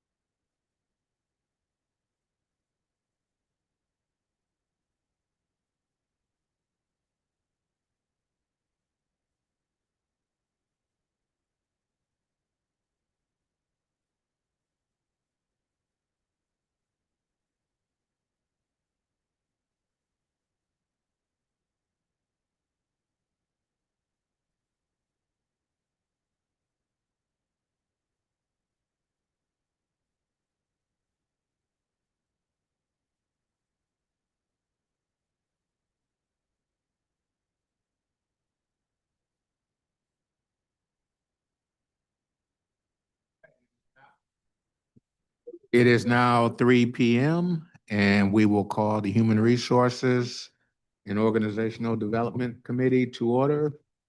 Mr. Secretary, could we have a roll call? Chairperson Davis, Present. Commissioner Blackman will be right back. Right. And Commissioner Garcia is absent. We do not have a quorum, but we will momentarily. Thank you. If anyone else wants to take a 2-minute bathroom break, this might be a good time.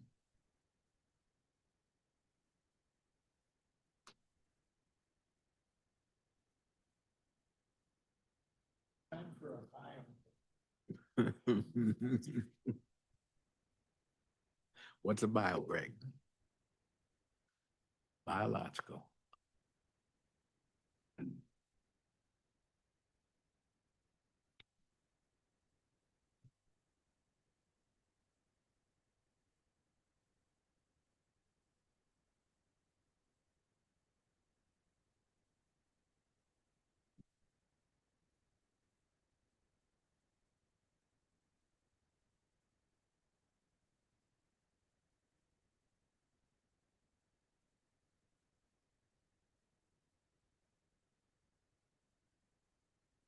Correct.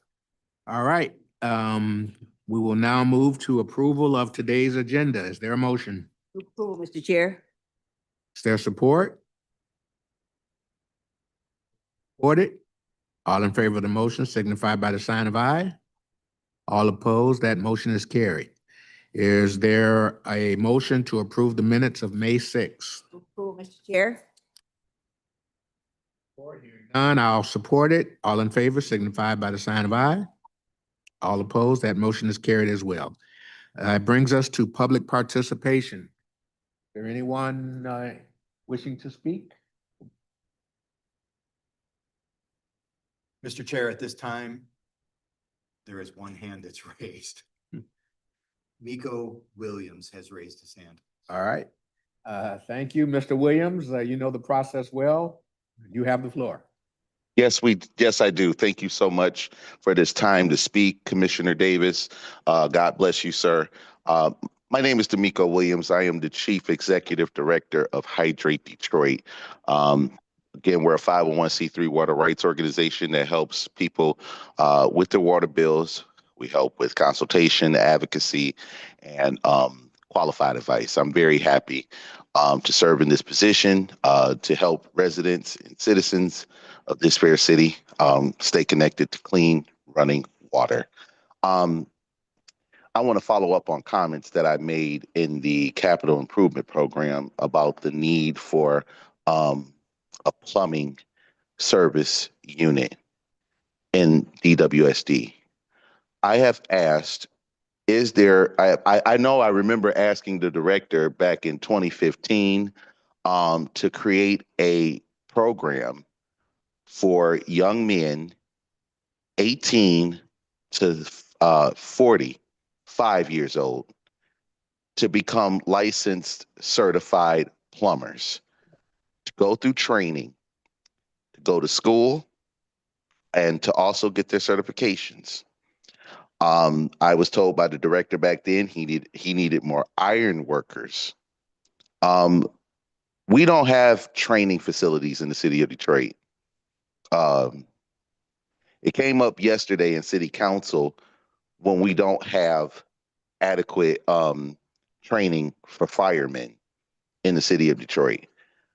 I would like to see a workers and builders program for trade, a plumbing, sewer specialists, those that could work on the pipes of this city, take out the lead lines, and also get contracts and procurement to Detroit-based businesses.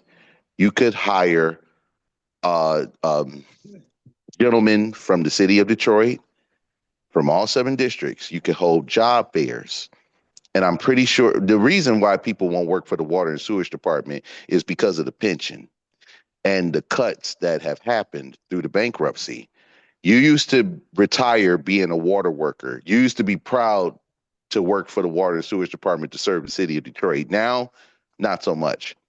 And I'm excited to hear that people are showing up. I'm excited to hear the retention rate that was shared by Ms. Tiffany Jones. But I'm also wondering, like, why am I not seeing ads, to work for the city of Detroit Water and Sewage Department instead of other places advertising here? We should have a competitive workforce, especially training in-house our men and women of the city that wants a fair wage and a comfortable lifestyle. And that was provided through here. And now we don't have that anymore. It's no assurance of reliability. Thank you for taking my comment. Mr. Chair, just a couple points. First of all, there are thousands of Detroiters that have applied and are on file, and they want jobs, not only with DWSD, but with the city of Detroit. The pension issues are not a hamper to us getting applications for jobs. We have more applications than jobs could be filled. That's number one. Number two, there's a lady named Terry Weems. She works for the city of Detroit, and she runs a program called Skills for Life. And DWSD is in discussions with her and the city of Detroit to participate in the Skills for Life program. The city is looking for additional money in order to allow us to bring some of those employees over. Currently, they're working for GSD in parks and other areas of the city. And we'd be more than willing to participate in the program as long as the cities would fund the program. That's number one. Number two, 51% of the employees that currently working for Detroit, working for the water department are Detroiters. Now, as everyone knows, we do not have a residency clause. If we had a residency clause, that number would be higher. We hire probably about 75% Detroiters. However, if they choose to want to move because they need a better school system or whatever their perception is, whatever that is, they're free to do that. And so that's an issue. And then finally, I've addressed this issue earlier today about skilled workers. And a lot of people think that it went away when the bankruptcy took place. That's not true. DWSD's skilled work positions went away when the Great Lakes Water Authority was formed. Those jobs are at the wastewater, the water treatment plant, pump stations. GLEWA has a very robust apprenticeship program that they run through Focus Hope. And if we had skilled positions, which we don't, but if we did, we could piggyback onto GLEWA's contract with Focus Hope and put employees through that. And so most of our work is labor. It's not as much skilled because we don't run the plants. We don't have those skilled positions there at GLEWA. But I can assure you that GLEWA is also hiring many Detroiters, putting them into the apprenticeship program at Focus Hope, and then bringing them on to work in the wastewater treatment plant, as well as the water treatment plant and other pump stations where there are skilled plumbing positions that are needed. So Mr. Williams can look forward to seeing the Skills for Life program being brought over to the water department as long as the city finds the funding to be able to fund the program. Thank you. All right, thank you, Director Brown.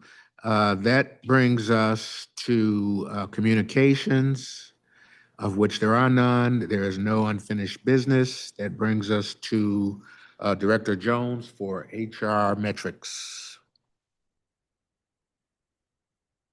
Good afternoon. Good afternoon.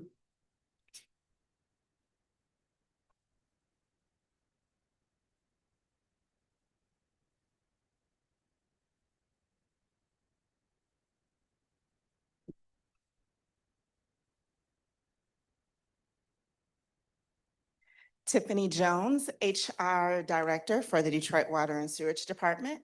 Happy June. It is my privilege to bring you the metrics for May 2026. So currently we have 680 employees. That's 13 new hires that we just hired in the month of May. As Director Brown stated, we are at 54% of Detroit residents, 370 Detroit residents and 310 non-Detroit residents. Of the 13 new hires, 9 are Detroit residents. Here is the breakdown of our employees by demographics.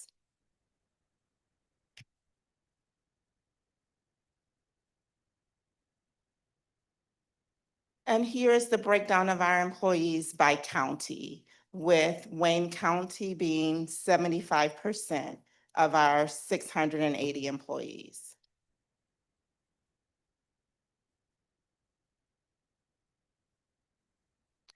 For the month of May, we are still holding on a 19% retirement eligibility.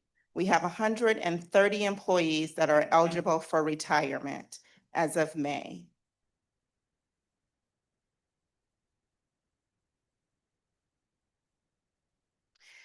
Our recruitment efforts for the month of May, we attended 2 job fairs, one of which was through Build Detroit, and the other one was at the Michigan Skilled Trades Career Fair.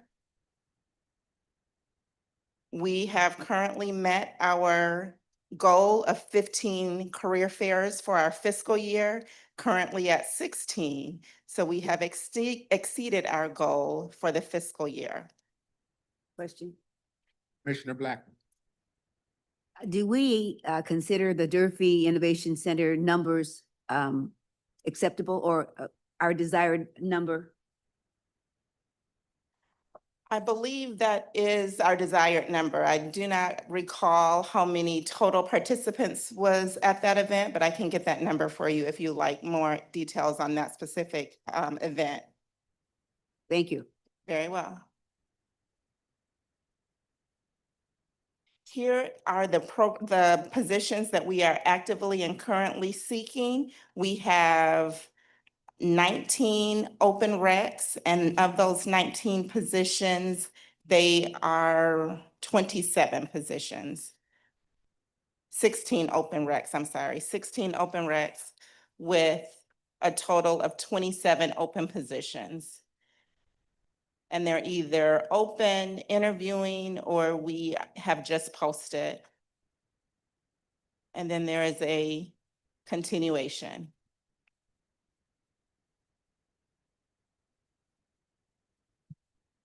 As Director Brown mentioned, we always have an extraordinary number of applicants that apply for our positions. Unfortunately, we don't have a lot of positions open on a given month, but we are always looking and seeking qualified candidates that we can pull on when those positions do open up. Our planning calendar states that. I want to do a recap of our succession planning. So many of you know all organizations should have a succession plan, which is a proactive organizational strategy that organizations use to identify, train, and prepare our current employees to assume critical leadership roles when and if they become vacant. So our HR team has successfully met with each division twice. We meet with them annually twice to go through their succession plan. So what does that succession plan look like when we meet with the division? First, we identify the critical roles. What are the critical roles in your department? Then we define the required competencies of those roles. Then we look at potential successors. Is there anyone currently in your division that could assume that role, and what and if training they need? We develop a plan, And then we meet with the division, as I mentioned, regularly to update those plans as needed. Currently, Excuse me, Tiffany. yes. We do have to open up the legal committee.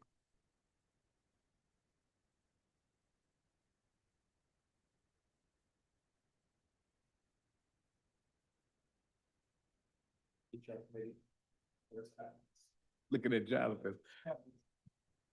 Yes, we will recess to the call of the chair. Thank you. The Detroit Board of Water Commissioners Legal Committee, Legal and Government Affairs Committee will now come to order. Would you please call the roll? Chairperson Kinlock, Present. Commissioner Einhauser, Commissioner Blackman. We have a quorum, sir. Thank you. We will recess to the call of the chair. Thank you. Zoom the HR committee, Ms. Jones. Thank you, Commissioner. Let me pull the slide back up. Just have a couple more slides. Currently, the division has identified 156 critical roles. Of those roles, 47 are eligible for retirement. So that's 30% of our workforce that could retire at any given day. So those 47 roles are the roles that we concentrate on. However, 109 are also identified as critical, and that makes up 70% of our workforce. And if there are no other questions, our planning calendar is up to date. No changes have occurred, and I can accept questions. Commissioners, are there any questions? Good report. I agree with Commissioner Blackman. Very good report. Thank you, Ms. Jones. That brings us to our next meeting, July 1st, 2026. Is there a motion to adjourn? Move adjournment, Mr. Chair. All right, I will second it, and we stand adjourned.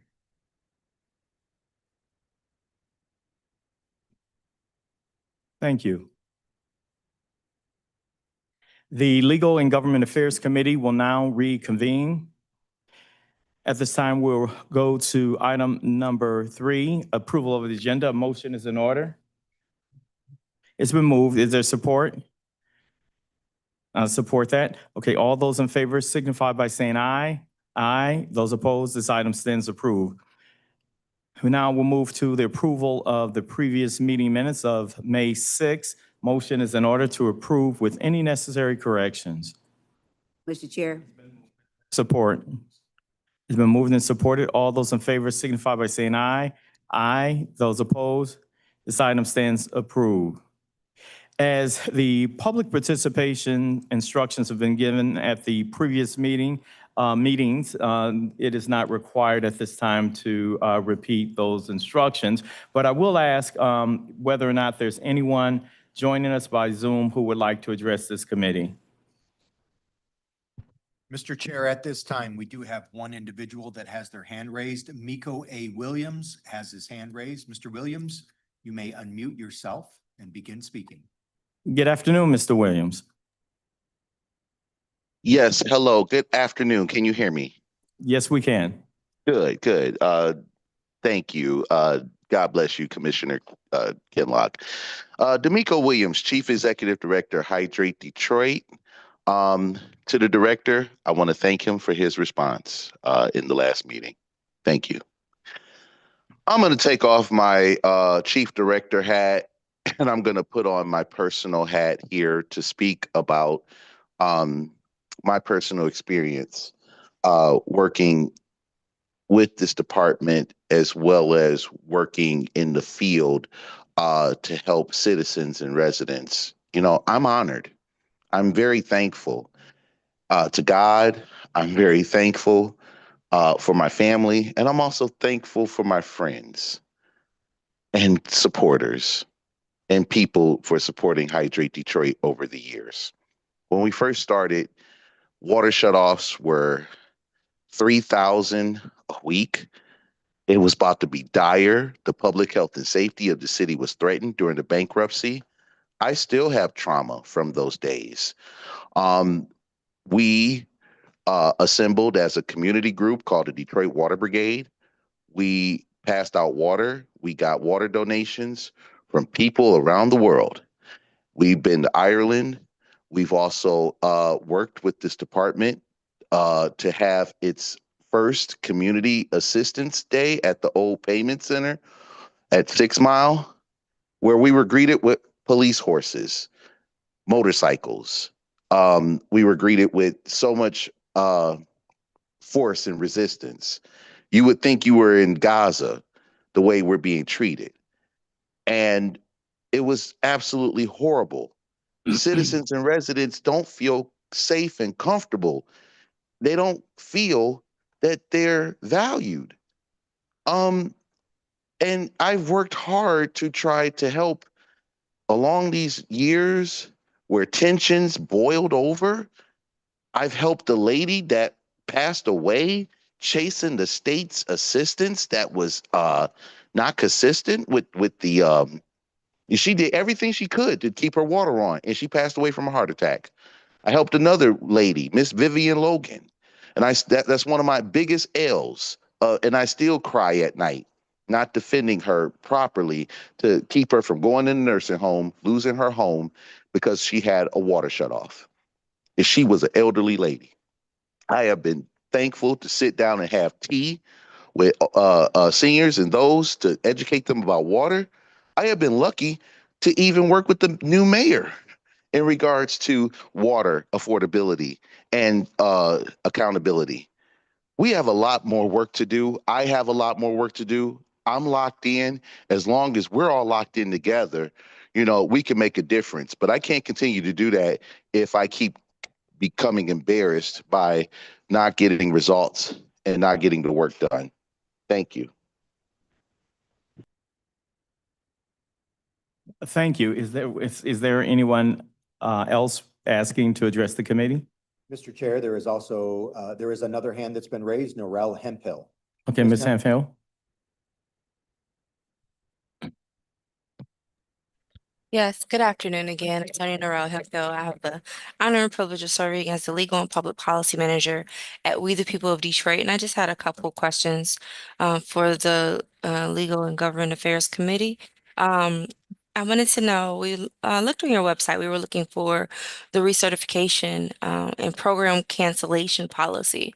As we know, this Lifeline H2O will come to an end at the end of the city's fiscal year, which is June 30th, and that there will be another program, some other program after to replace it. At that time, there are residents who've been asking us what will happen. They've seen previous iterations of recertification processes where everyone was kicked out of the programs. The programs were completely closed, zeroed out, and then restarted.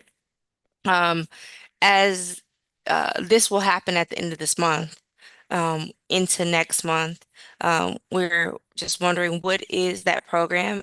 Excuse me, what is that policy? And if there's no policy, can we work on codifying that? We understand that there are shifting priorities and also shifting funding. However, we do need to create some systems and mechanisms where residents know what to expect. As of today, I haven't heard of any notice going out to residents for whether the program is going to be canceled or not. With that, will those who are in the Lifeline H2O program now, will they be carried over as we asked earlier, or will they be completely kicked out of the program as was the case in the past? Residents just need to know what's going on so they'll know how to prepare. I do want to thank the board again and the Director Brown and the staff there at DWSD for putting those arrears on hold so that residents that do have arrears were able to apply for this Lifeline H2O. Finally, I do have a question about, I was looking at the litigation report, and I have a question about the number of accidents from DW that involve DWSD employees. I see that there's about 26, 13 where were at fault and 13 where they were not at fault. Um, can you give us a little bit more information when you go through the slides? Um, I know that some of this is ongoing, so if you could give it high level so that we know what is going on with the department. And also, if DWSD is found to be liable of those accidents, what does that do and how does that affect the payout? Does that come out of our budget, or is there some type of other insurance that pays that? Thank you.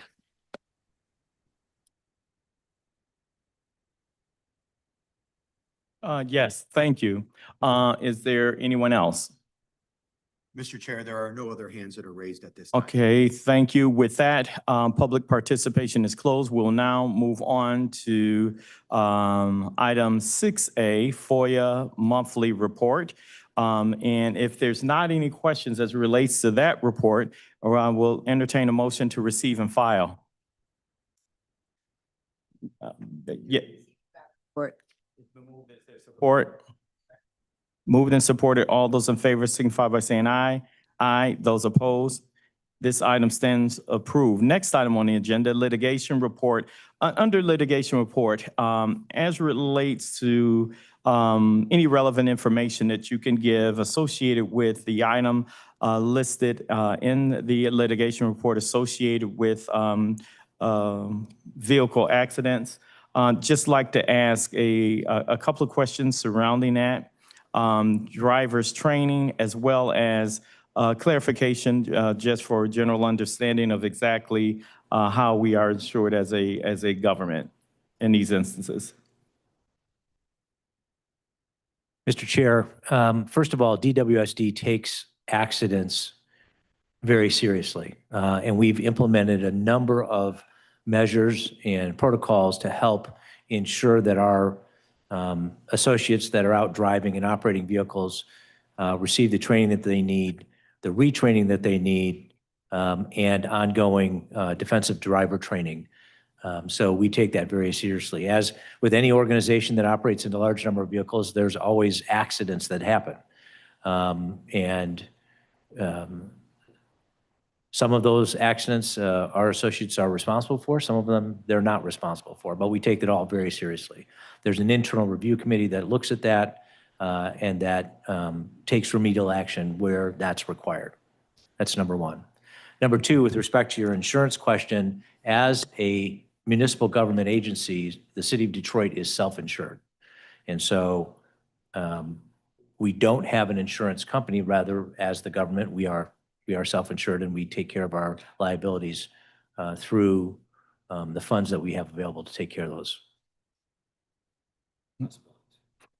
Well, thank you for that clarification. And I'd like to ask the members, are there any other questions? Any additional questions regarding the litigation report? Okay, there being no further questions, a motion is in order to receive and file that report. Would so move. Support. It's been moved and supported. All those in favor signify by saying aye. Aye. Those opposed. This item stands approved. Next item on the agenda is unfinished business. There is none. New business. Let me change this. Under new business, we have item number 2026, safety mid-year metrics and review. Mr. Chairman, we have our environmental health and safety manager, Ms. Natasha Hooten, here with us today. She will make the presentation over the annual safety metrics. Thank you.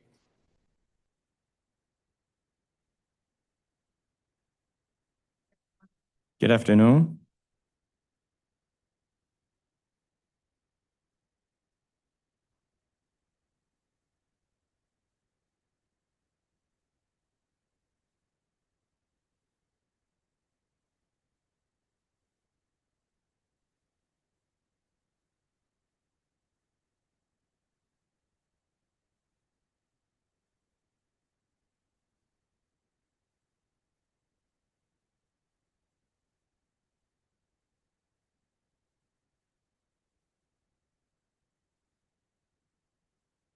So hello, I'm Natasha Hooton, the Environmental Health and Safety Manager with the Detroit Water and Sewage Department. So today we are going to be going over our KPI metrics when it comes to health and safety, within our department. So starting off, we have had 12 cases for incidents this year. Of those 12 cases, 9 resulted in injuries, the highest being 2 head injuries and 2 shoulder injuries. We also had 3 near misses, which means there were cases there that had no injuries at all. Close calls. This is showing the information in graph form so you can see it.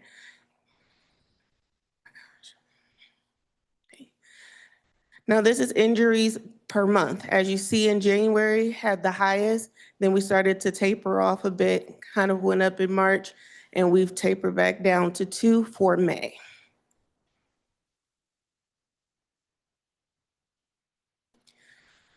This shows recordable versus non-recordable versus near misses. That means anything recordable gets reported to the state. Out of the 12 cases, 6 are recordable, 3 are not, and 3 are near misses, which do not qualify for either category. And we are also trending down from last year's recordables, which is great. And of course, we hope that we don't have any more added throughout the rest of the year. Question for one of the commissioners, Member Blackman. Recordable events. How do we analyze and what do we do about those? We investigate each incident and injury so that we can get to the root cause, so that we can determine what factors were causing and part of the issue, and seeing how we can actually make sure it doesn't happen again and have repeat injuries or have another employee have the same injury. What kind of actions do we take when we find it's the employee's fault? So, well, we never blame the employee for getting injured, but what we do is if we need to do any retraining, our teams actually do monthly safety talks as well. And we have increased our inspections when we do go out into the field so that we can correct any hazards or cases where we see potential where someone could get injured immediately versus waiting for an injury to happen. And that has actually helped keep our numbers or helped reduce our numbers thus far. Okay. Commissioner, if I can I assist? Good afternoon, Erica Mia, Chief Operating Officer. Most, not all of the injuries do happen in operations. And so when we catch wind of them, there is a 2-part. One could be disciplinary action if they were provided tools and equipment to work safe and they chose not to use them. But second, if we find from their investigation that they were harmed just due to a true accident, we provide them additional training and we provide the rest of the crew additional training so that everyone knows what happened. It may be a one-off accident, it may be an ice condition or something that is not a normal instance. And so we give them additional training so that they do not have another accident. And if it is egregious enough or harmful enough, we will have a all hands on deck meeting where we tell everybody to say, hey, this is what we learned. This is what happens when, so that all of the crews know, don't do this because this is what happens. Thank you. Okay, just overall, based on from OSHA metrics and from a hazard, comparable hazards, based upon, the type of, level of industrial exposure, how do we rank based upon the reporting of the number of incidents? And what do you mean rank based off? Is this number, the number of 12 total, is that a, good, bad, high number, low number in comparison to other, like organizations? The clarification. So of course, the goal is always 0 injuries, but we do want to be realistic. So 12 is actually really good, especially to be halfway through the year. And again, of those 12, only 9 cases resulted in some type of injury, and 3 of those, again, were non-recordables, and then we just had the 6 that were. So honestly, from a metric standpoint and in comparison with other industries and even anything when it comes to utilities, we are doing very well. Mr. Chair, Um, clarification on your question. You said industrial exposure. The level of industrial exposure that our employees are involved in. That's what I'm saying, compared to like industries, like organizations that are similar of size, similar of operations that we are.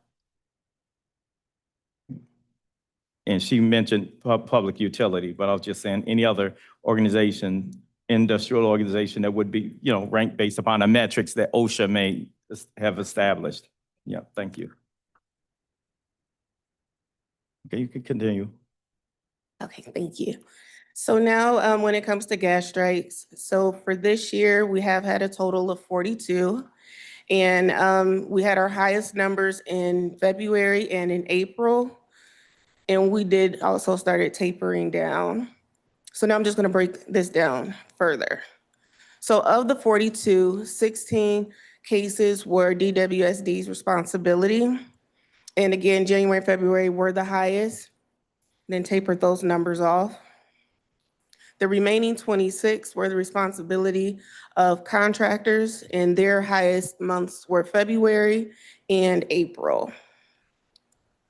Now, going back to DWSD, of those 16 cases, 10 of those were the responsibility of DTE. So that means that DWSD was not responsible. They did not do anything wrong in that case. That means it may have been mismarked. DTE may not have marked it at all. And then we were responsible for 6 cases. For the contractors of the 26, they were actually responsible for 15 cases. And DTE was responsible for 11 cases. And as you can see, one contractor was leading at the end, major contracting. So now on to vehicle accidents. We have had 26 for this year. Our numbers are lower from the last 2 years as of right now, and we, of course, hope to not have any more. But the highest month was April for the accidents. As stated before, the cases were in half when it comes to responsibility versus DWSD versus any outside participants or civilians that may have been involved. And what we have done, and I know the question had to come up and the answer was given, but we have also increased our training when it comes to defensive driving for our team members to ensure that everyone is keeping, even just the basic information at the front of their head when it comes to driving. So, just remembering to keep your distance, just giving an example, we're just trying to make sure that everyone is educated and well aware of how to drive safely. And lastly, this is. Director has to be recognized. Thank you. Can you explain in a vehicle accident, whether they're at fault or not at fault, when it's required that they be drug tested? So in any vehicle accident, they are required to be drug tested, drug and alcohol tested right after. What happens is their team leader or manager escorts them to the clinic that we use to ensure that there were no substances in their system at the time of the accident. Immediately, okay, I get that part. If that test is positive?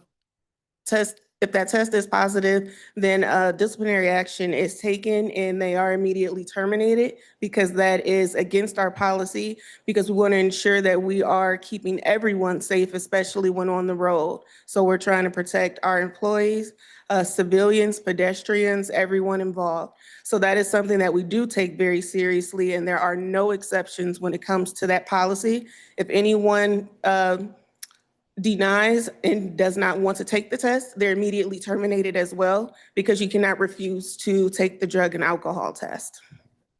We also do thorough investigations as well too, to ensure that we have all of the information, just because sometimes at first glance, you might think one thing and the situation is totally different. You know, there are cases where we know sometimes it can be assumed that the employee was at fault, but once you get all the facts and it's determined that it wasn't the employee's fault at all. So we do take it seriously when we do conduct our investigations. And as it was stated before, we do have a monthly accident committee meeting that meets to ensure that we are being fair and efficient when it comes to addressing these vehicle accidents. And anyone who has one is required to take defensive driver's training again to ensure that everything is refreshed and again at the forefront of their mind. Question from Commissioner John Henry Davis. So my question is, assume that a person, an employee, was sitting at a red light and they got rear-ended by someone. On its face, it seems like they're not at fault. However, they've been in an accident and they're subject to an alcohol test. They go get an alcohol test, says, hey, you were drinking. The facts of the circumstances are they were sitting at a light. Are they still subject to discharge? Wait, like, we're straying a little bit. In that hypothetical situation, they would be terminated. DWSD has a zero tolerance policy when it comes to drugs and alcohol. You cannot come to work under the influence of drugs or alcohol or possess them. So in that circumstance, you would be terminated. I remember when we did the policy, we had some conversation as it relates to that part there, as well as the whole marijuana piece. And just because it's legal does not mean, we had those, remember we had those discussions around that? Yep. Okay. Any additional questions? Okay, you may proceed. Yeah. Well, thank you very much. But does anyone have any other questions? That is the end for the safety and health metrics. Thank you. There being no further questions, thank you again.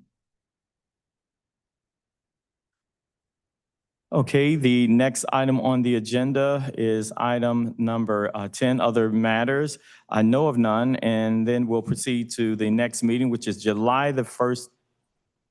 Oh, yes, I'm sorry. Actually, it came up at the beginning of our meeting in public participation. And I noted whoever was speaking said they just referred and taken a look at the legal litigation presentation on file. Prior to that, I heard many of our community advocates say they wish they could see the presentation prior to the meeting. That caused me to go online and say, I thought all of our presentations are online. And I just wanted to remind anyone, they are online, because I looked them up and saw everything that is in this big old book. So I just want to remind people the information is available prior to our meetings so that people can prep themselves and help us better able to address and answer questions, particularly root cause questions, as opposed to questions that are just simply, the information is there, it can be read, and now let's dig deeper. So just wanted to remind people of that. That's a great point, and I did, the question that I generated to staff when we got to the item on the agenda, that was very helpful for them to highlight and let us know ahead of time that they wanted that information. So at least it's letting me know that they are looking at the, you know. Maybe with the notification of our meetings that goes out, maybe we even say, this information is available online. And so that if you're looking, you can see it. Thank you. Thank you for that. Yes, Mr. Chair. Had a supportive comment. I would rather hear the participation before we take action, rather than hear the participation after we've taken action. And that I think is the most helpful to members of the commission. Yeah, because most boards serve on public participation, and a lot of times is at the end. So like today was helpful to highlight, you know, be able to hear information that the residents wanted highlighted. Okay, yeah, thank you. Okay, any additional comments? Okay, there being none, motion to adjourn is in order. Mr. Chair, Moved and supported. All those in favor signify by saying aye. Aye. Those opposed, the meeting stands adjourned. Thank you.